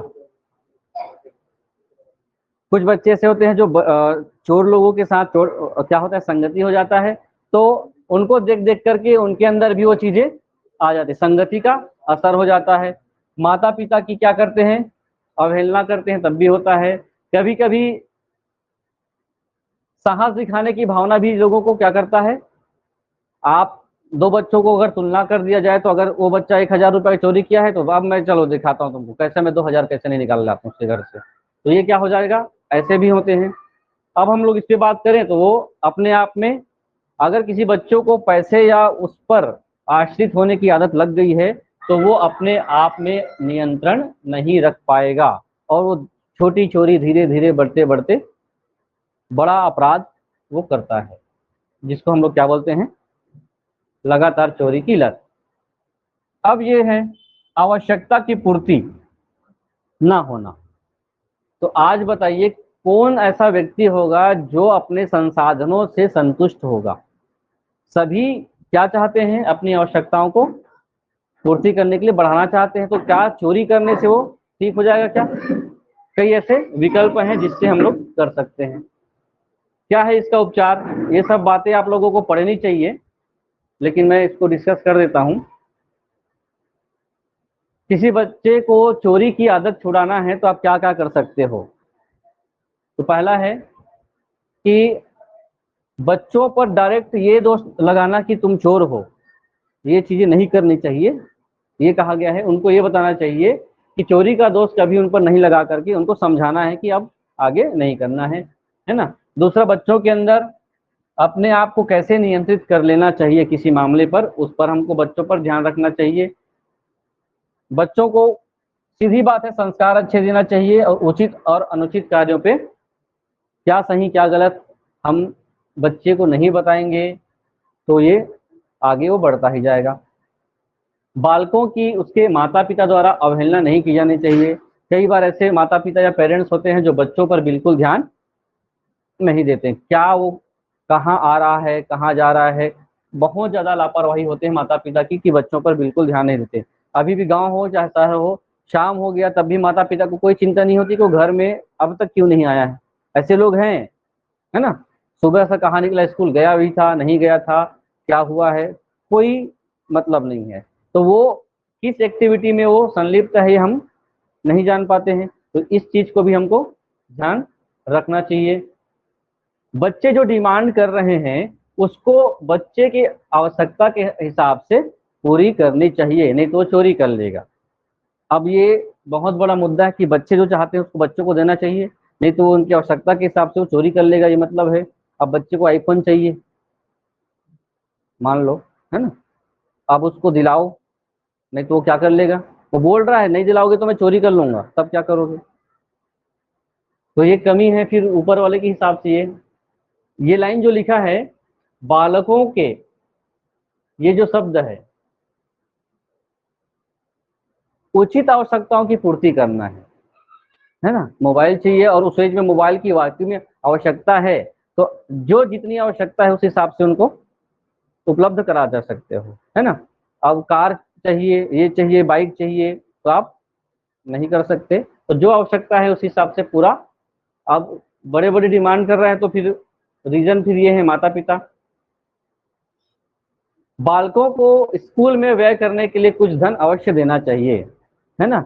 अभी तो कई बच्चे जो क्या होते हैं घर से जाते हैं स्कूल जाते हैं तो माता पिता 10 रुपया 20 रुपया, है ना, कुछ कुछ देते भी होंगे, मांगते हैं। तो ये बहुत जरूरी है क्योंकि जो बच्चे साथ में हैं वो बच्चे रोज गैप में जो छुट्टी होता है कुछ ले रहे हैं, तो उस समय में आपका जो बच्चा है उसको देख रहा है, तो उनको भी चाहिए कि आवश्यकता अनुसार वो भी उचित आवश्यकता अनुसार उनको थोड़ी थोड़ी राशि दी जानी चाहिए, नहीं तो वो फिर क्या कर लेगा, फिर वो अपनी आवश्यकताओं की पूर्ति के लिए अपने हिसाब से पूर्ति करेगा। ये भी ठीक है। ऐसे बच्चे जो क्या करते हैं झूठ बोलते हैं, ये बहुत बड़ा रीजन नहीं है कि झूठ बोलने वाला व्यक्ति ज्यादा समस्याग्रस्त हो सकता है, लेकिन कभी कभी छोटे छोटे झूठ जो है बच्चों को समस्या में डाल सकता है और अन्य लोगों को भी समस्या में डाल सकता है। ये सबसे भयानक स्थिति ला सकती है। झूठ बोलने वाले बालक क्या करते हैं, कभी कभी एक मनोविनोद, मतलब क्या होता है, एक मजाक के रूप में या मजाक करते करते कुछ ऐसी बातें बोल देता है जो क्या होता है कभी कभी लोगों के लिए घातक भी हो सकता है। कभी कभी कुछ बच्चे बिना मतलब के क्या करते रहते हैं, झूठ बोलते रहते हैं। थोड़ा सा बस समय बचा है आप लोगों के पास, है ना, क्योंकि अभी बस 3 मिनट के बाद मानसून आपके पास पहुंच जाएगा। मिथ्याभिमान, किसी बालक में मिथ्याभिमान की भावना बहुत बलवती होती है, अतः वह उसे व्यक्त और संतुष्ट करने के लिए झूठ बोलता है। मिथ्याभिमान का मतलब समझते हो, जिसको हम लोग अगर बात करें तो कोई बात को इतना बढ़ा चढ़ा करके बताते जाना और वो बात पूरा फाल्स है, जिसको हम लोग बोलते हैं फेंकना। ठीक है, हाँ। तो कुछ लोग ऐसे होते हैं, ये भी बहुत बड़ा बच्चों के अंदर आता है कि वह उसे व्यक्त करने और संतुष्ट करने के लिए क्या बोलता है, झूठ बोलता है। अपने साथियों को अपने बारे में ऐसी ऐसी बातें सुनाता है कि उसे कभी नहीं की है ना। अब वो बोलेगा मैं गार्डन गया था, जंगल उसमें गया था न, क्या बोलते हैं, मैत्री गार्डन में, और जाने के बाद शेर से लड़ाई करके आया हूं मैं। अब बच्चे सुनेंगे ध्यान से, तो ये चीज झूठ बोल रहा है ना वो, तो ये क्या कहलाता है, ये शब्द ध्यान रखेंगे, मिथ्याभिमान। कभी कभी बदला लेने के लिए भी क्या होता है, झूठ बोल देते हैं। स्कूल में बहुत सारे ऐसी चीजें होती है, दो बच्चों में लड़ाई हो गई और जो मारने वाला ही पहले जाकर के प्रिंसिपल से बात कर दिया कि वो बच्चे मेरे को मार दिया है, तो बिना किसी तथ्य को जाने हो सकता है उसका गलत परिणाम हो जाए। तो प्रतिशोध भी एक झूठ बोलने का कारण होता है। तो ऐसे बच्चे कई सारे मामलों में क्या बोलते हैं, झूठ बोलते हैं। तो झूठ को, कोई ऐसा बच्चा जो लगातार झूठ बोल रहा है तो उनको सीधी सी बात है, नैतिकता का ज्ञान देना बहुत जरूरी है। तो पहली बात तो ये बताना कि झूठ बोलने से आपको कोई फायदा नहीं होना चाहिए। नैतिक साहस की भावना विकास करना, बच्चों पर जो बोलने की आदत है उस पे ऐसी बातें शामिल करना जो सोच विचार कर बोले, है ना, कुछ भी ना बोले। ये बिल्कुल ध्यान रखें, बहुत सारे बच्चे कुछ भी बोलते हैं, बहुत लंबा चौड़ा बात करते हैं। बालकों से बात ना करके, उनकी अवहेलना करके, उनके प्रति उदासीन रहकर उसे अप्रत्यक्ष दंड देना चाहिए। ये थोड़ा सा अलग कॉन्सेप्ट है। अगर लगातार बच्चा कुछ भी बोल रहा है तो क्या करे, चुप हो जाइए, है ना, इग्नोर करिए। और धीरे से हो सकता है उनको ये लगे कि मेरी बातें ये ध्यान नहीं दे रहा है, तो खुद सही बातें बताएगा। यही है उदासीन रह करके उसको इनडायरेक्टली सजा देना। ये है, कुछ बच्चे ऐसे हैं आज के दौर में जो क्या कर रहे हैं, मादक पदार्थों का और मादक द्रव्यों का सेवन कर रहे हैं, अर्थात गुटखा, पाउच क्या बोलते हैं वो सब, और ये शराब सेवन, छोटे बच्चे ये सब कर रहे हैं।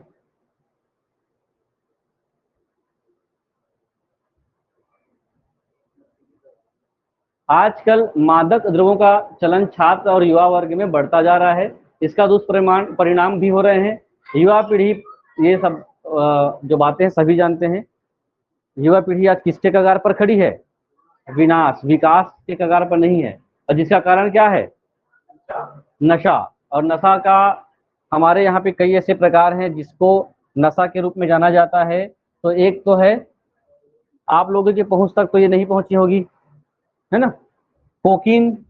बड़े जो महानगर हैं उन स्थानों पर युवा वर्ग या फिर बच्चों पे ही जो स्कूल पढ़ रहे हैं 10वीं 11वीं उन तक ये आसानी से पहुंच जाता है बड़े शहरों में। ठीक है, इंजेक्शन, आप लोगों ने मूवी वगैरह में देखा होगा कि कितने सारे ऐसे ड्रग्स हैं। ड्रग्स मतलब ही होता है औषधि, है ना, ड्रग्स मतलब होता है दवा। लेकिन ऐसी दवा जो क्या है, हानिकारक है, नशीली है, उसका सेवन है।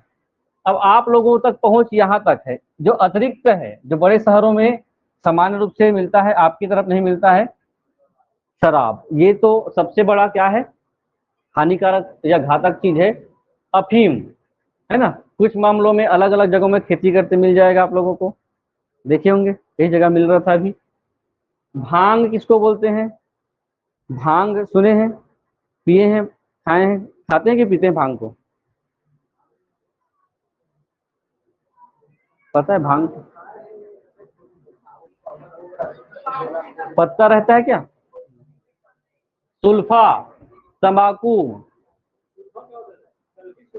नहीं, ये सुल्फा मुझे भी नहीं पता है। गुटखा, चाय, कॉफी, कोको, ये सभी, ये तीनों चारों चीजें अधिकतर मात्रा में सेवन करने से है, नहीं पता,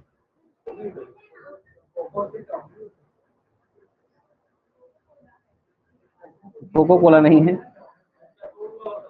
हो सकता है ये सभी का जो ये तीनों का अत्यधिक सेवन है ना। अब बोलोगे चाय से कैसे नशा होगा, बच्चों को चाय कॉफी, और पता है ना आप लोगों को, ये साइंस का ये प्रश्न होता है कि चाय कॉफी सब में एक रासायनिक पदार्थ जो होता है जो आपके लिए हानिकारक है। कॉफी में क्या होता है, कैफीन होती है ना, जो बहुत ज्यादा सेवन से आपके शरीर को नुकसान कर सकता है। चाय में क्या होता है, चाय में भी कैफीन की मात्रा ही होती है। कई लोगों को लगता है ना, जैसे सिर दर्द हो रहा है तो क्या पिया जाता है, चाय, उसके बाद सिर दर्द, क्योंकि वो जो चाय कॉफी में पाया जाने वाला कैफीन ही आपके हार्मोन्स को क्या करता है, प्रभावित करता है। तो छोटे बच्चों को ऐसे सेवन से क्या किया जाए, दूर रखा जाए। आप लोगों को पता भी होगा कि जो औषधि विभाग है वो जितने भी स्कूल हैं उन पर तंबाकू निषेध क्षेत्र घोषित किया होता है ना। क्या तंबाकू निषेध क्षेत्र, मैं बार बार इसको बताता हूँ, एक अधिनियम है कोटपा एक्ट। इस एक्ट के तहत किसी भी सार्वजनिक स्थानों के आसपास जो नशीली पदार्थ हैं वो सब बिक्री प्रतिबंधित होता है। 100 मीटर की या 200 मीटर की दूरी तक ये चीजें आपको नहीं बेचना है। अगर कोई स्कूल है और स्कूल के 200 मीटर के रेंज में कोई पान ठेला में अगर गुटखा तंबाकू बेचा जा रहा हो और कोई खाद्य विभाग या फिर औषधि विभाग आता है और यहाँ देखता है बेचा जा रहा है तो इस दुकान को सील कर लेगा, सारे सामान जब्त करके ले जाता है। तो ये आप लोग भी कर सकते हो। उस पे लिखा होता है तंबाकू निषेध क्षेत्र, स्कूलों में लिखा होता है ऐसे। इसका मतलब ये होता है कि आसपास पे बच्चों पर ये बुरा प्रभाव पड़ सकता है, तंबाकू निषेध क्षेत्र घोषित किया जाता है। तो इससे बचने के लिए क्या क्या उपाय हो सकते हैं। अभिभावक अपने बच्चों पर क्या करें, कड़ी नजर रखें और ये जानकारी रखें कि बच्चे के मित्र कौन कौन से हैं, क्या इनके जो फैमिली मित्र हैं, मित्र मंडली, वो नशा तो नहीं करते हैं। ड्रग्स के बारे में संपूर्ण जानकारी रखें कि किससे क्या क्या नशा हो सकता है, क्या वो लेके आता है, कहाँ जाता है। अगर घर में आता है और बच्चा का जो व्यवहार है सामान्य की तुलना में थोड़ा सा क्या है, असामान्य है, तो आप जान जाएंगे कि निश्चित रूप से किसी नशीली पदार्थ का सेवन ये कर रहा है। विद्यालय में अध्यापकगण ड्रग्स लेने वाले बच्चों की पहचान करने करके क्या करते हैं, मैं तो बहुत जब्ती करता हूँ, है ना, लेके आते हैं तो अब जब्ती करता हूँ तो मतलब उसके बाद मैं उसको नहीं खाता हूँ, उसको खत्म कर देता हूँ। अनुपस्थित रहने वाले बच्चों के कारणों की खोज रखें। कई बच्चे बैग लेके निकल जाते हैं, है ना, और निकल जाने के बाद पान ठेला से पाउच तंबाकू शराब लेकर के दिन भर गायब हैं। 4 बजने से पहले तक वो 4 बजे के आसपास कहाँ पहुंच जा रहे हैं, घर वो सुरक्षित पहुंच जाते हैं। कई बार ऐसी स्थिति हो जाती है कि गायब हो जाए। बहुत ज्यादा ये स्थितियां आती है कि बच्चे निकलते तो हैं लेकिन स्कूल नहीं आकर के यही सब कार्यों में संलिप्त रहते हैं। तो ऐसे बच्चे जिनको इसकी आदत लग गई है उस पर हमको बिल्कुल ध्यान देना है। चलिए अब इस पे आते हैं, विकलांगता के प्रकार। विकलांगता को डिफाइन किया गया है एक नए अधिनियम के तहत। पीडब्ल्यूडी एक्ट 2016 आया था, उसमें कहा गया है कि पहले 7 प्रकार के जो व्याधियां थी शरीर में उसको दिव्यांगता में शामिल किया जाता था। अब कितने प्रकार की बीमारी को शामिल किया गया है, 21 प्रकार के, जिसमें सिकल सेल भी शामिल है ना। सिकल सेल किसी को होना उसकी दिव्यांगता को दिखाएगा। पानी ठीक है। अब देखिए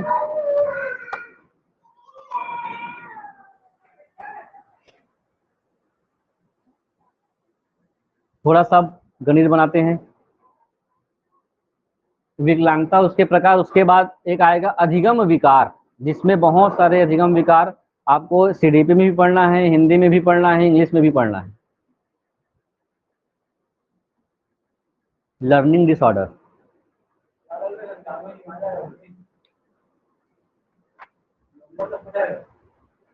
4 महीने में तो पेपर है क्या, तो उसके बाद ज्वाइनिंग भी हो जाएगा आप लोग का, ऐसा सरकार का कहना है। तो आप लोगों को पढ़ना बस है, बाकी क्या होगा कैसे होगा इस पर देखिए। मैं तो वास्तविकता बताता हूँ कि सरकार को भी विजन पता नहीं है कब क्या होगा, बस बोल रहे हैं ये होगा वो होगा।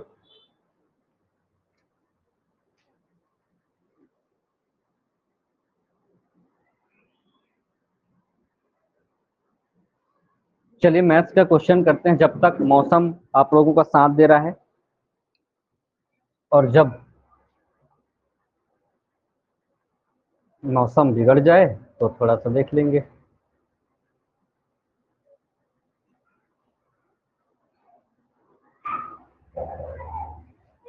हमने आयत के बारे में बहुत सारे कॉन्सेप्ट लिए थे और थोड़ा सा बेसिक उसका हम लोग देख लिए थे, उसी को लेकर के प्रश्न देखेंगे। चलिए शुरू करते हैं। यदि किसी आयत का परिमाप 76 सेंटीमीटर है,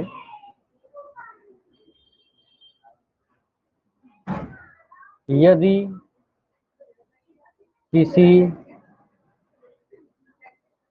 आयत का, इसको कर लिए थे क्या, 76 सेंटीमीटर है तथा क्षेत्रफल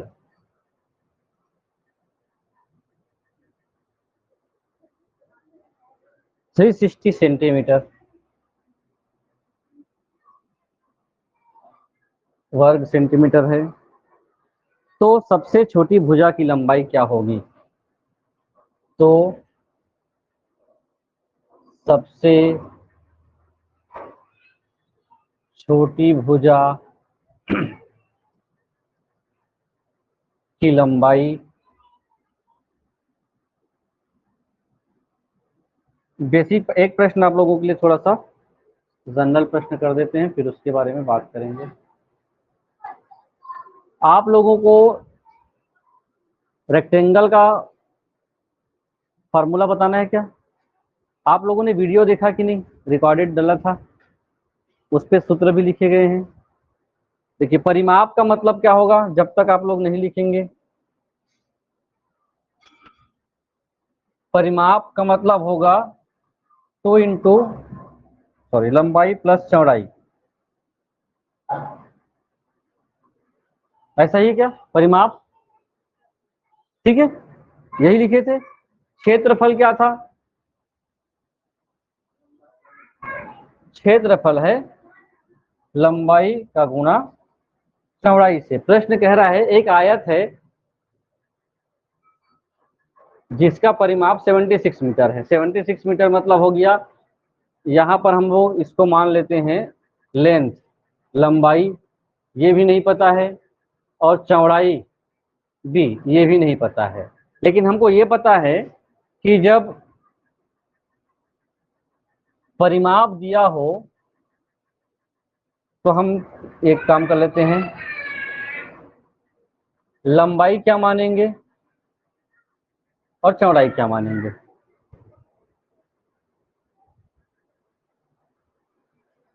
परिमाप दे दिया गया है पहले से,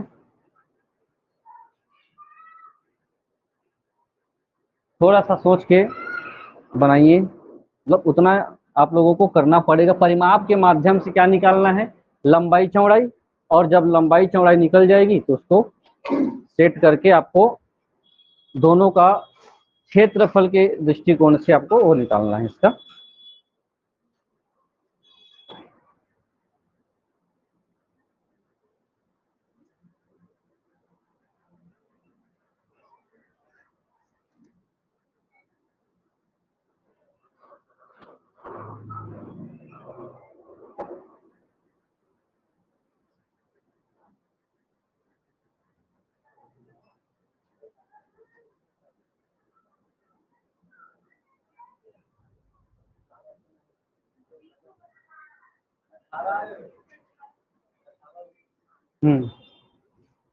ठीक है,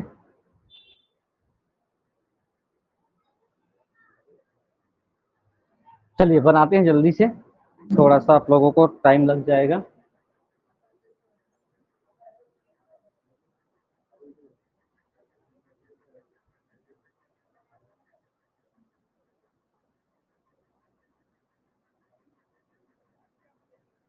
ये तो फॉर्मूला हो गया था। चलिए हम पहले से मान लेते हैं लंबाई क्या है, x, लंबाई मान लिए x, चौड़ाई मान लिए y, चौड़ाई मान लेते हैं y। अब परिमाप क्या कहता है, परिमाप किसी का निकालने के लिए, या फिर इसको भी हम लोग हटा देते हैं यहां से, तो आपका जो सवाल है जगह मिलेगा आपको। ये x है और ये y है, ठीक है। परिमाप 2x प्लस y, यही परिमाप है, लंबाई प्लस चौड़ाई। परिमाप का मान दे दिया गया है 76 और 2 और x प्लस वाई। यहाँ पर देखिए ये आपस में कट जाएंगे क्योंकि ये किस रूप में है, इसी रूप में है। 38 हो गया, x प्लस वाई का मान आ गया 38। तो अगर हम लोग लिखें y बराबर x का मान और y का मान निकालना है, तो इसको हम लोग एक समीकरण बना लेते हैं, एक किसी का मान ले लेते हैं। y बराबर हो जाएगा 38 ऋण x, ये y का मान है, ठीक है। तो x का मान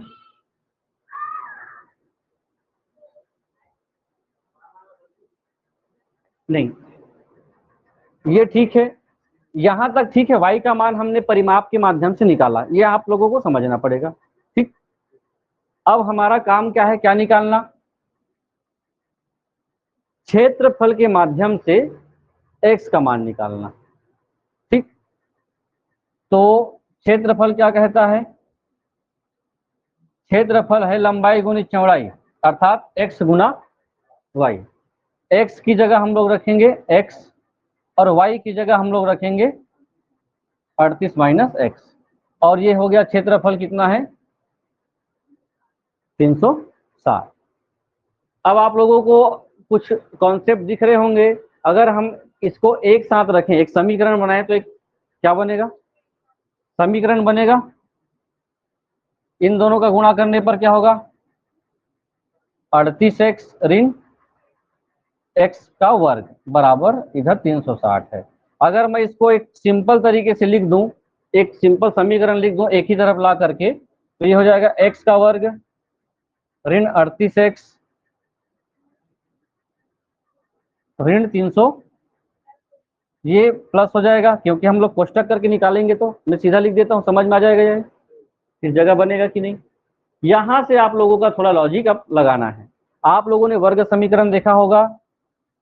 अगर आप लोगों को पूछा जाए कि ऐसा दो पद बनाना है हमको, अब दो पद बनाने के लिए हमेशा ये कहा जाता है कि हम दो ऐसे अंकों के बारे में आपको बताना है जिसको जोड़ने या घटाने पर ऋण 38 होना चाहिए और दोनों को गुणा करें तो 360 होना चाहिए।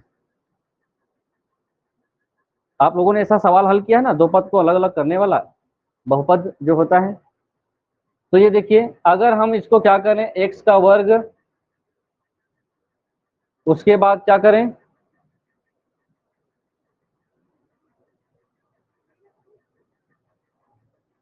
20 और 18, सॉरी x लिखना है, x प्लस 360, 18 दूनी 36, और ऋण है मतलब जुड़ेगा, तो 20 और 18 जुड़ेंगे तो 38 होंगे। निशान किसके हिसाब से, बड़ी संख्या के हिसाब से, तो ये हो गया। अब आप क्या कर सकते हो, दो पद को अलग अलग कर सकते हो x के हिसाब से, है ना। इसमें हम लोग क्या निकाल लिए, x कॉमन निकाल लिए, तो x ऋण 20, और इसमें क्या निकालेंगे 18 कॉमन निकालेंगे, तो ये x ऋण 20 हो गया। तो दो ही पद बचे, x ऋण 20 और x ऋण 18, जो किसी x की वैल्यू 20 और 18 को दर्शाती है। प्रश्न में कहा गया है छोटी भुजा कौन सी है, तो जो भुजा क्या है छोटी है वो छोटी भुजा है।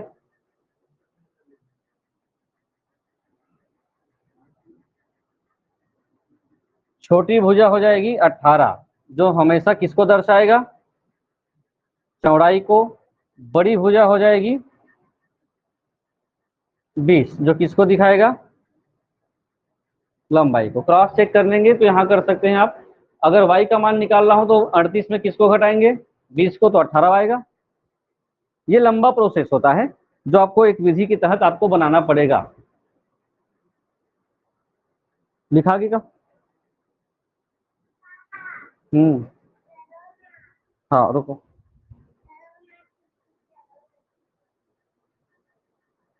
हाँ, क्वेश्चन है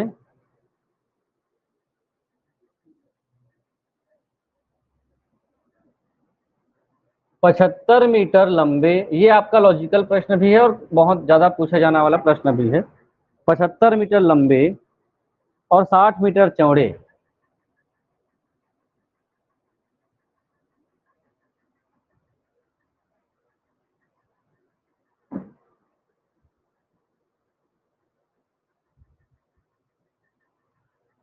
बगीचे के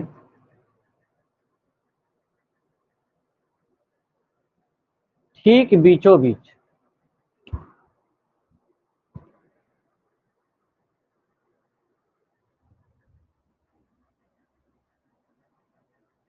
लंबाई के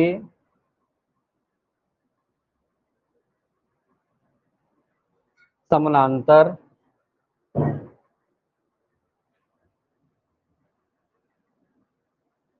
5 मीटर चौड़ा रास्ता है। तो रास्ते का क्षेत्रफल क्या है?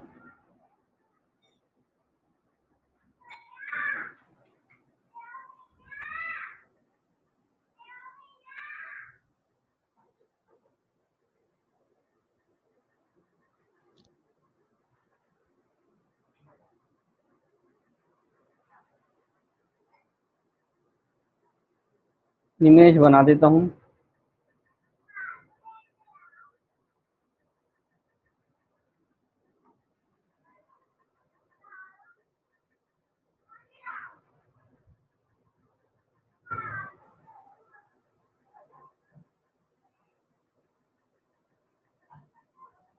लंबाई कितनी है? 75 मीटर। चौड़ाई कितनी है? इसके बीचों बीच किसके समानांतर है? लंबाई के समानांतर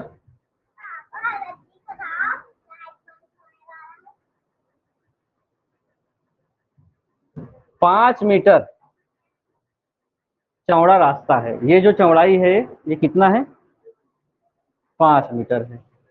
इसको हम अगर पैक कर दें ऐसे, तो एक रास्ता बना हुआ है जो कितना है? 5 मीटर चौड़ा। तो आपको रास्ते का क्षेत्रफल पता करना है। ठीक, अब कॉन्सेप्ट कैसा है? 375। पहले तो आप पूरा जो एरिया है उसका क्षेत्रफल निकालिए, है ना। 75 छके 300, कितना होगा? 75 और 60 का क्षेत्रफल। यह सबसे कॉमन चीज है। ये 75 लंबा है, 5 सीधी बात है, ये सिंपल कॉन्सेप्ट है, माइनस करने की आवश्यकता नहीं है।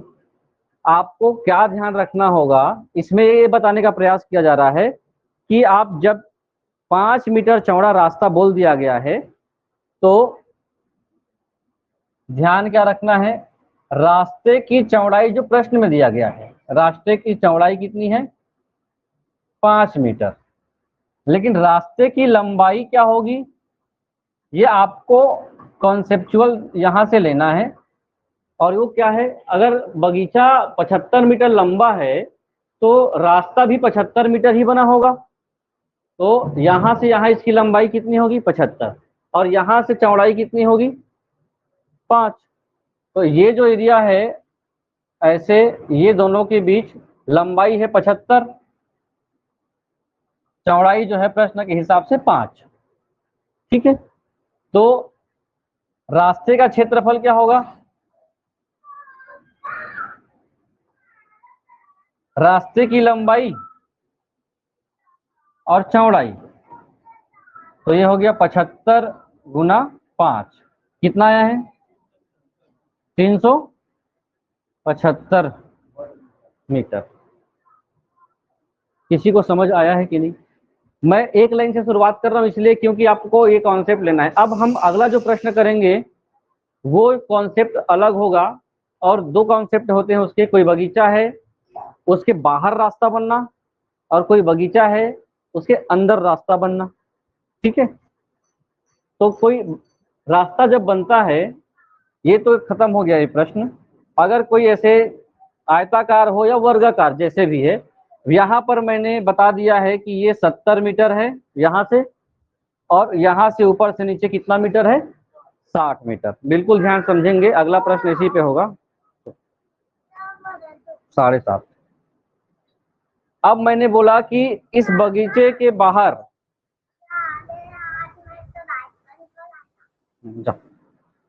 ये 70 है, मैंने क्या किया है, इस पे 5 मीटर रास्ता बनाया है, चारों तरफ से क्या बना दिया, एक रास्ता बनाया है। और ये जो है इनका डिस्टेंस कितना है, 5 मीटर का रास्ता बना हुआ है ना। तो अब बताइए, रास्ते के साथ रास्ते के साथ मिलकर के जो क्षेत्रफल होगा, पूरा क्षेत्रफल कितना होगा। पहले तो केवल मैदान है या पार्क है उसका क्षेत्रफल कितना होगा, 420 कि 4200, 4200 हो जाएगा, लंबाई गुणित चौड़ाई। अब रास्ता बना तो ये कितना हो गया है, रास्ता बनाएंगे तो 5 मीटर, यहाँ यहाँ भी 5 मीटर बढ़ा, यहाँ भी बढ़ा है, यहाँ भी बढ़ा है, तो बिल्कुल यहाँ 5 मीटर बढ़ा, यहाँ 5 मीटर, यहाँ 5 मीटर, यहाँ 5 मीटर, तो दोनों तरफ से क्या होगा, 10-10 मीटर बढ़ता है।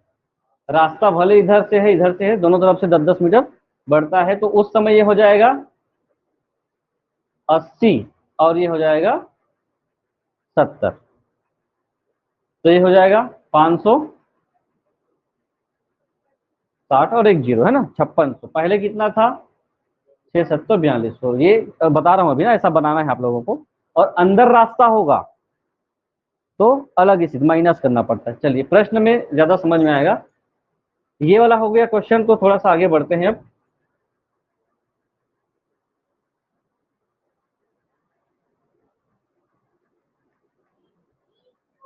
अस्सी मीटर और 75 मीटर चौड़े पार्क के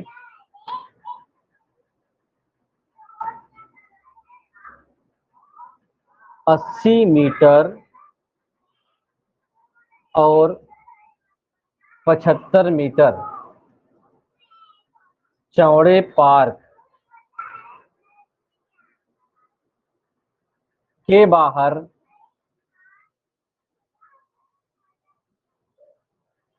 चारों ओर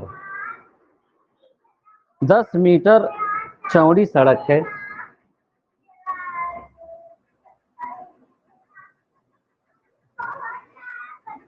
10 मीटर चौड़ी सड़क है,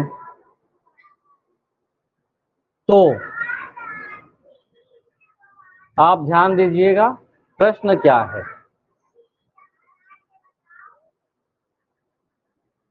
सड़क का क्षेत्रफल ज्ञात कीजिए।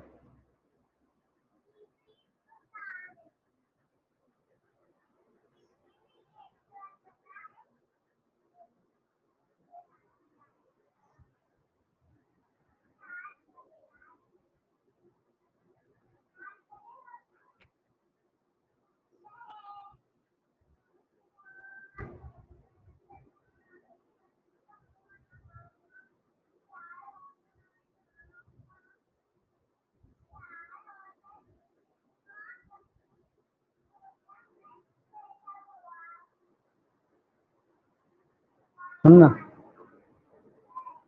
उसमें लाइव हो क्या है, माइक ऑन है, वो माइक ऑन है, देखो एक बार आया है इसे। आ गया क्या आप लोगों का आंसर, हो गया हो गया।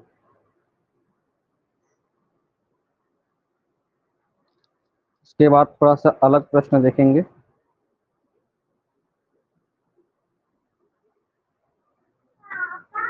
हम्म,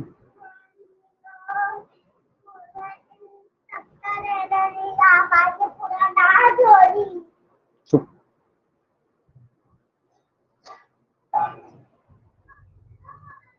चलिए जल्दी देखते जाएंगे।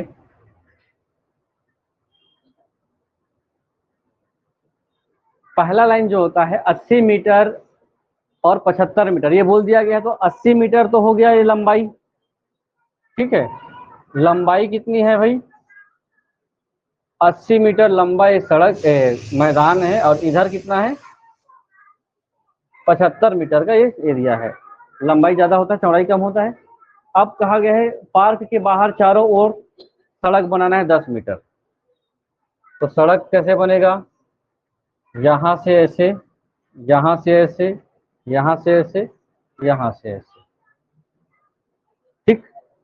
10 मीटर बना हुआ है, ये 10 मीटर है, तो यहाँ 10 मीटर आगे बढ़ा है, यहाँ 10 मीटर आगे बढ़ा है, इधर भी आगे बढ़ा है, इधर भी आगे बढ़ा है। वैसे ही इधर भी देखिए, नीचे भी आगे बढ़ा, और चौड़ाई में भी आगे बढ़ोतरी हुई है। चारों तरफ 10-10 मीटर की बढ़ोतरी होगी, ठीक है। तो हम अगर देखें केवल पार्क का क्षेत्रफल, केवल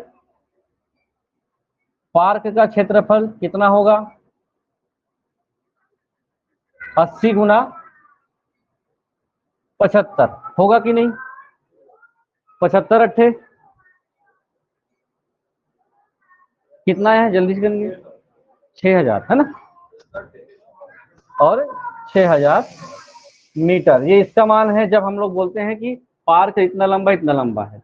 अब हम लोग देखें अगर रास्ते के साथ इसका हम लोग क्षेत्रफल निकालें, तो हमने इधर कितना बढ़ाया है, 10 मीटर लंबा इधर हुआ है, तो 10 मीटर लंबा इधर हुआ है। तो पहले 80 था, तो कितना हो जाएगा, 80 प्लस 20, ये यहाँ से यहाँ तक 100। चौड़ाई देखें, चौड़ाई पहले यहाँ तक था, 10 मीटर इधर बढ़ा है, 10 मीटर इधर बढ़ा है, तो पहले 75 था, अब कितना हो जाएगा, 95, ठीक है, दोनों तरफ बढ़ा। रास्ते के साथ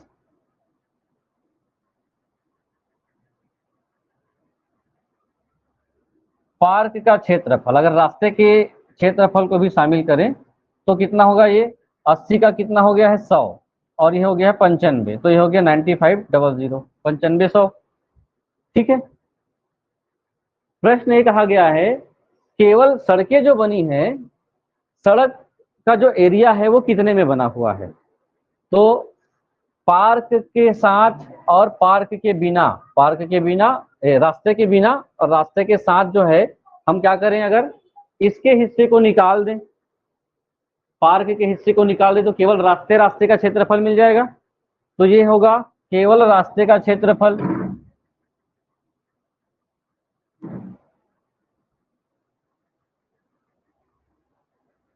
केवल रास्ते का क्षेत्रफल हो जाएगा। हम क्या करेंगे, दोनों को माइनस कर देंगे, तो ये हो जाएगा 3500 वर्ग मीटर, ठीक। हमेशा ध्यान रखेंगे अधिकतम जो ऑप्शंस रहते हैं किस मामले में रहेगा, ये होता है 90 होता, और ये होता 85, इन दोनों का जो मान होगा उसके बाद कैलकुलेशन जो आता है वो हमेशा ऑप्शन में रहता है। ये अधिकतर ध्यान रखने वाली बात है, क्योंकि लोग 10 मीटर बढ़ा है तो 10 ही जोड़ते हैं, चौड़ाई में भी 10 जोड़ते हैं, लंबाई में भी 10 जोड़ते हैं, जबकि हमको क्या जोड़ना है, दोनों तरफ बढ़े हुए हैं, तो 10 इधर 10 इधर। जब बाहर रास्ता बना हुआ है, तो अंदर रास्ता बना हुआ है तो दोनों तरफ से कम करने हैं उतने ही मात्रा में। अब जो अंदर रास्ता बनेगा तो आराम से बना सकते हो, सेम अपोजिट कॉन्सेप्ट होगा। ये मान लीजिए ये जो बड़ा है 100 मीटर एक पार्क है, उस पर 10 मीटर का रास्ता बना है, ठीक है। तो आपको अब क्या निकालना होगा, पार्क का क्षेत्रफल निकालना होगा। तो ये तो 100 और 95 प्रश्न में दिया ही रहेगा, 10-10 मीटर का आपको रास्ता बनना है, तो 20-20 कम करेंगे, उसके बाद उनका कैलकुलेशन करेंगे। अब एक प्रश्न जो आप लोगों को ही बनाना है,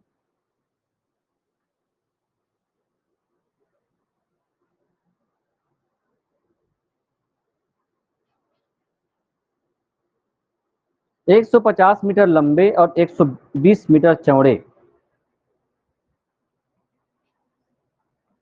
150 मीटर लंबे और 120 मीटर चौड़े पार्क के बीचों बीच परस्पर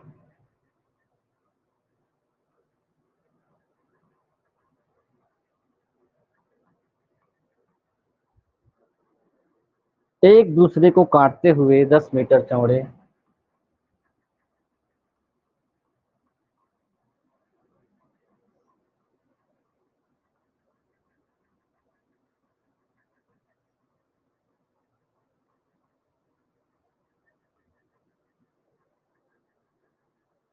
दो सड़कें हैं।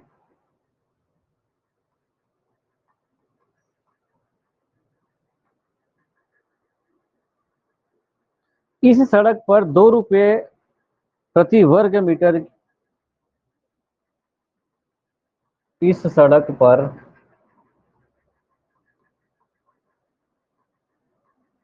2 रुपये प्रति वर्ग मीटर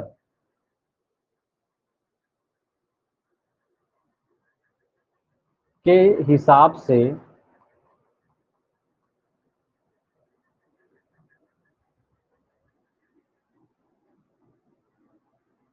गिट्टी बिछाने का खर्च कितना होगा। बहुत कॉमन है, कॉन्सेप्चुअल है, बिल्कुल बताएंगे, नहीं तो घर से बना के लाएंगे। ये आपको थोड़ा सा हेल्प कर देता हूं मैं।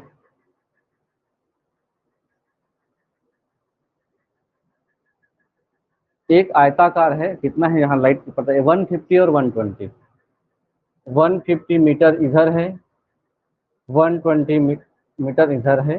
प्रश्न कहता है कि 10 मीटर का एक दो रास्ते बने हुए हैं जो एक दूसरे को काटती है। तो सीधी बात है कि एक रास्ता जो है ऐसा बना हुआ है, एक रास्ता जो है इस प्रकार से बना हुआ है, एक दूसरे को क्या कर रहे हैं, क्रॉस कर रहे हैं। और इसका जो लंबाई चौड़ाई है 10 है, इसका भी लंबाई चौड़ाई क्या है 10 है।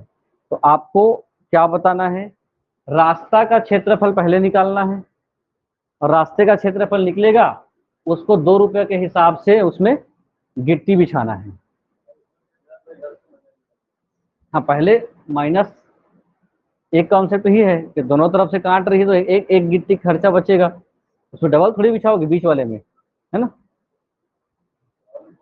हुँ? देखता हूँ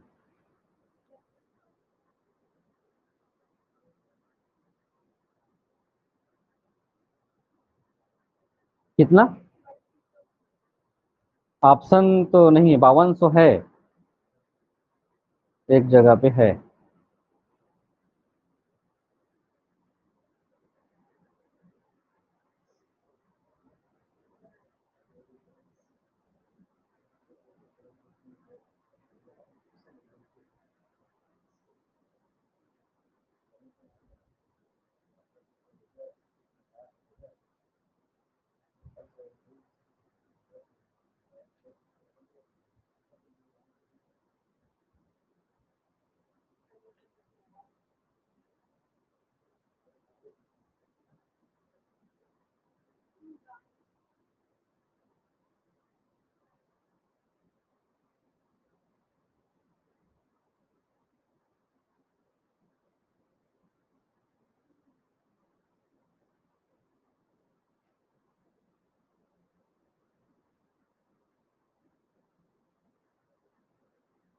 आप लोग बनाइए, कोशिश तो करेंगे। आप लोग का एक प्रयास ये रहेगा, रास्ते का क्षेत्रफल कैसे निकालेंगे बताइए। रास्ते का क्षेत्र, दो रास्ता है ना, एक लंबाई के परिप्रेक्ष्य पे है, लंबाई के हिसाब से, और एक चौड़ाई के हिसाब से है।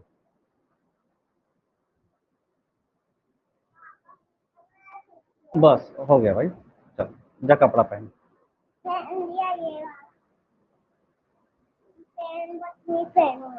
पहन।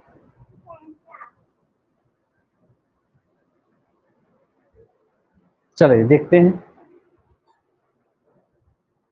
आप लोगों को ये आयत का जो लंबाई आपको समझ में आ रहा है कितना लंबा है?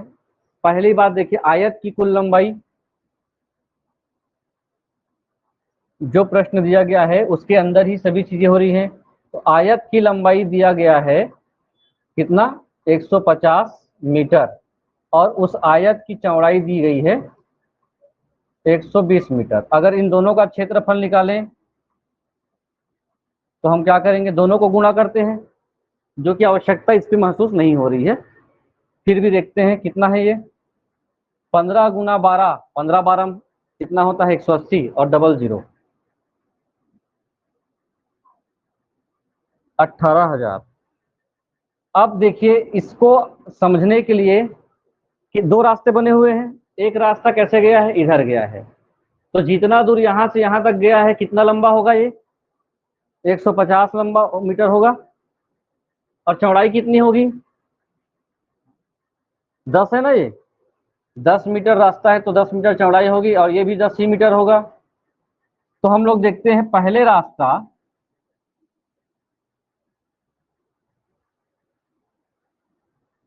पहला नहीं लिखते, पहले, हाँ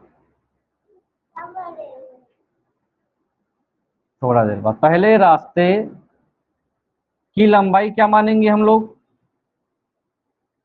150 मानेंगे, पहला रास्ता इसको मान लेते हैं। तो इसकी चौड़ाई कितनी होगी? प्रश्न में दे दिया है 10। तो पहले रास्ते का क्षेत्रफल कितना हो जाएगा?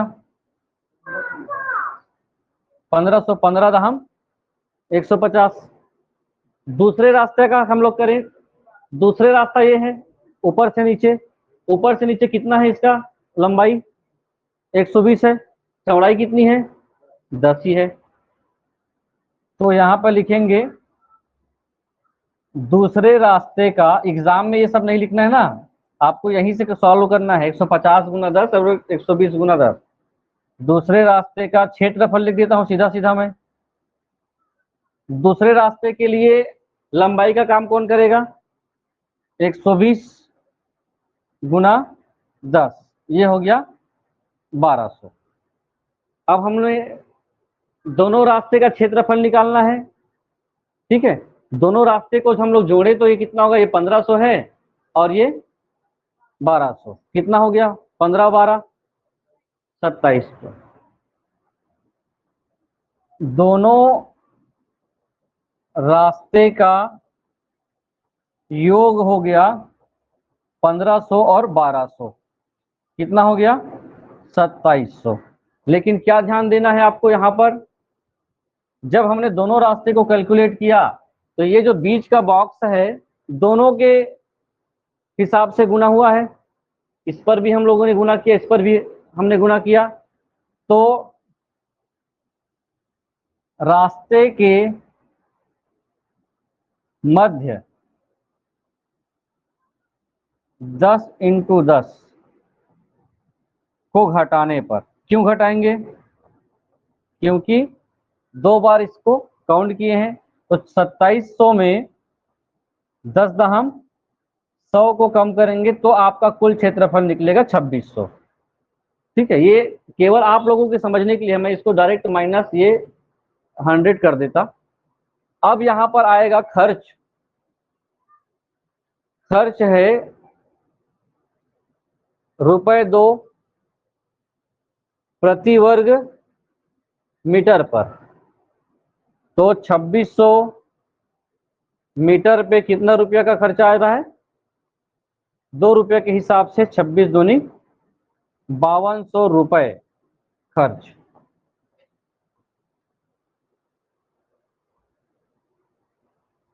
आपको इस पे बहुत सारे प्रश्न पूछे जा सकते हैं। पहला ये पूछा जा सकता है कि जो रास्ता बना हुआ है उसको छोड़ करके बचे हुए जो मैदान है उसका क्षेत्रफल क्या है, ये भी पूछा जा सकता था। तो 1 खंड 2 खंड 3 खंड 4 खंड बन रहे हैं, तो इस 2600 को 1800 में क्या करना है, ये आपका कम होता 2600 का एरिया, और बचा हुआ क्षेत्र जो होता वो मैदान है। रास्ता अंदर है तो हमेशा ये टोटल क्षेत्रफल में इसके क्षेत्रफल को क्या करते? घटाते। ठीक है, अब हम लोग थोड़ा सा इस पे और आगे बढ़ेंगे, टाइम हो गया है, कम ही हो पाया प्रश्न आज मैथ्स में। मैथ्स का आप लोगों को पैडागॉजी भी पढ़ना है ना। और पैडागॉजी का जो क्वेश्चन है उतना ही आता है जितना ही आपका ये न्यूमेरिकल आता है।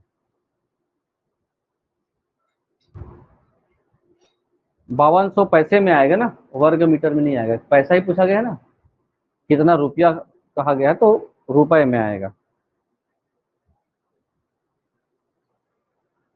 ठीक, अभी मौसम के हिसाब से आप लोग जा सकते हैं।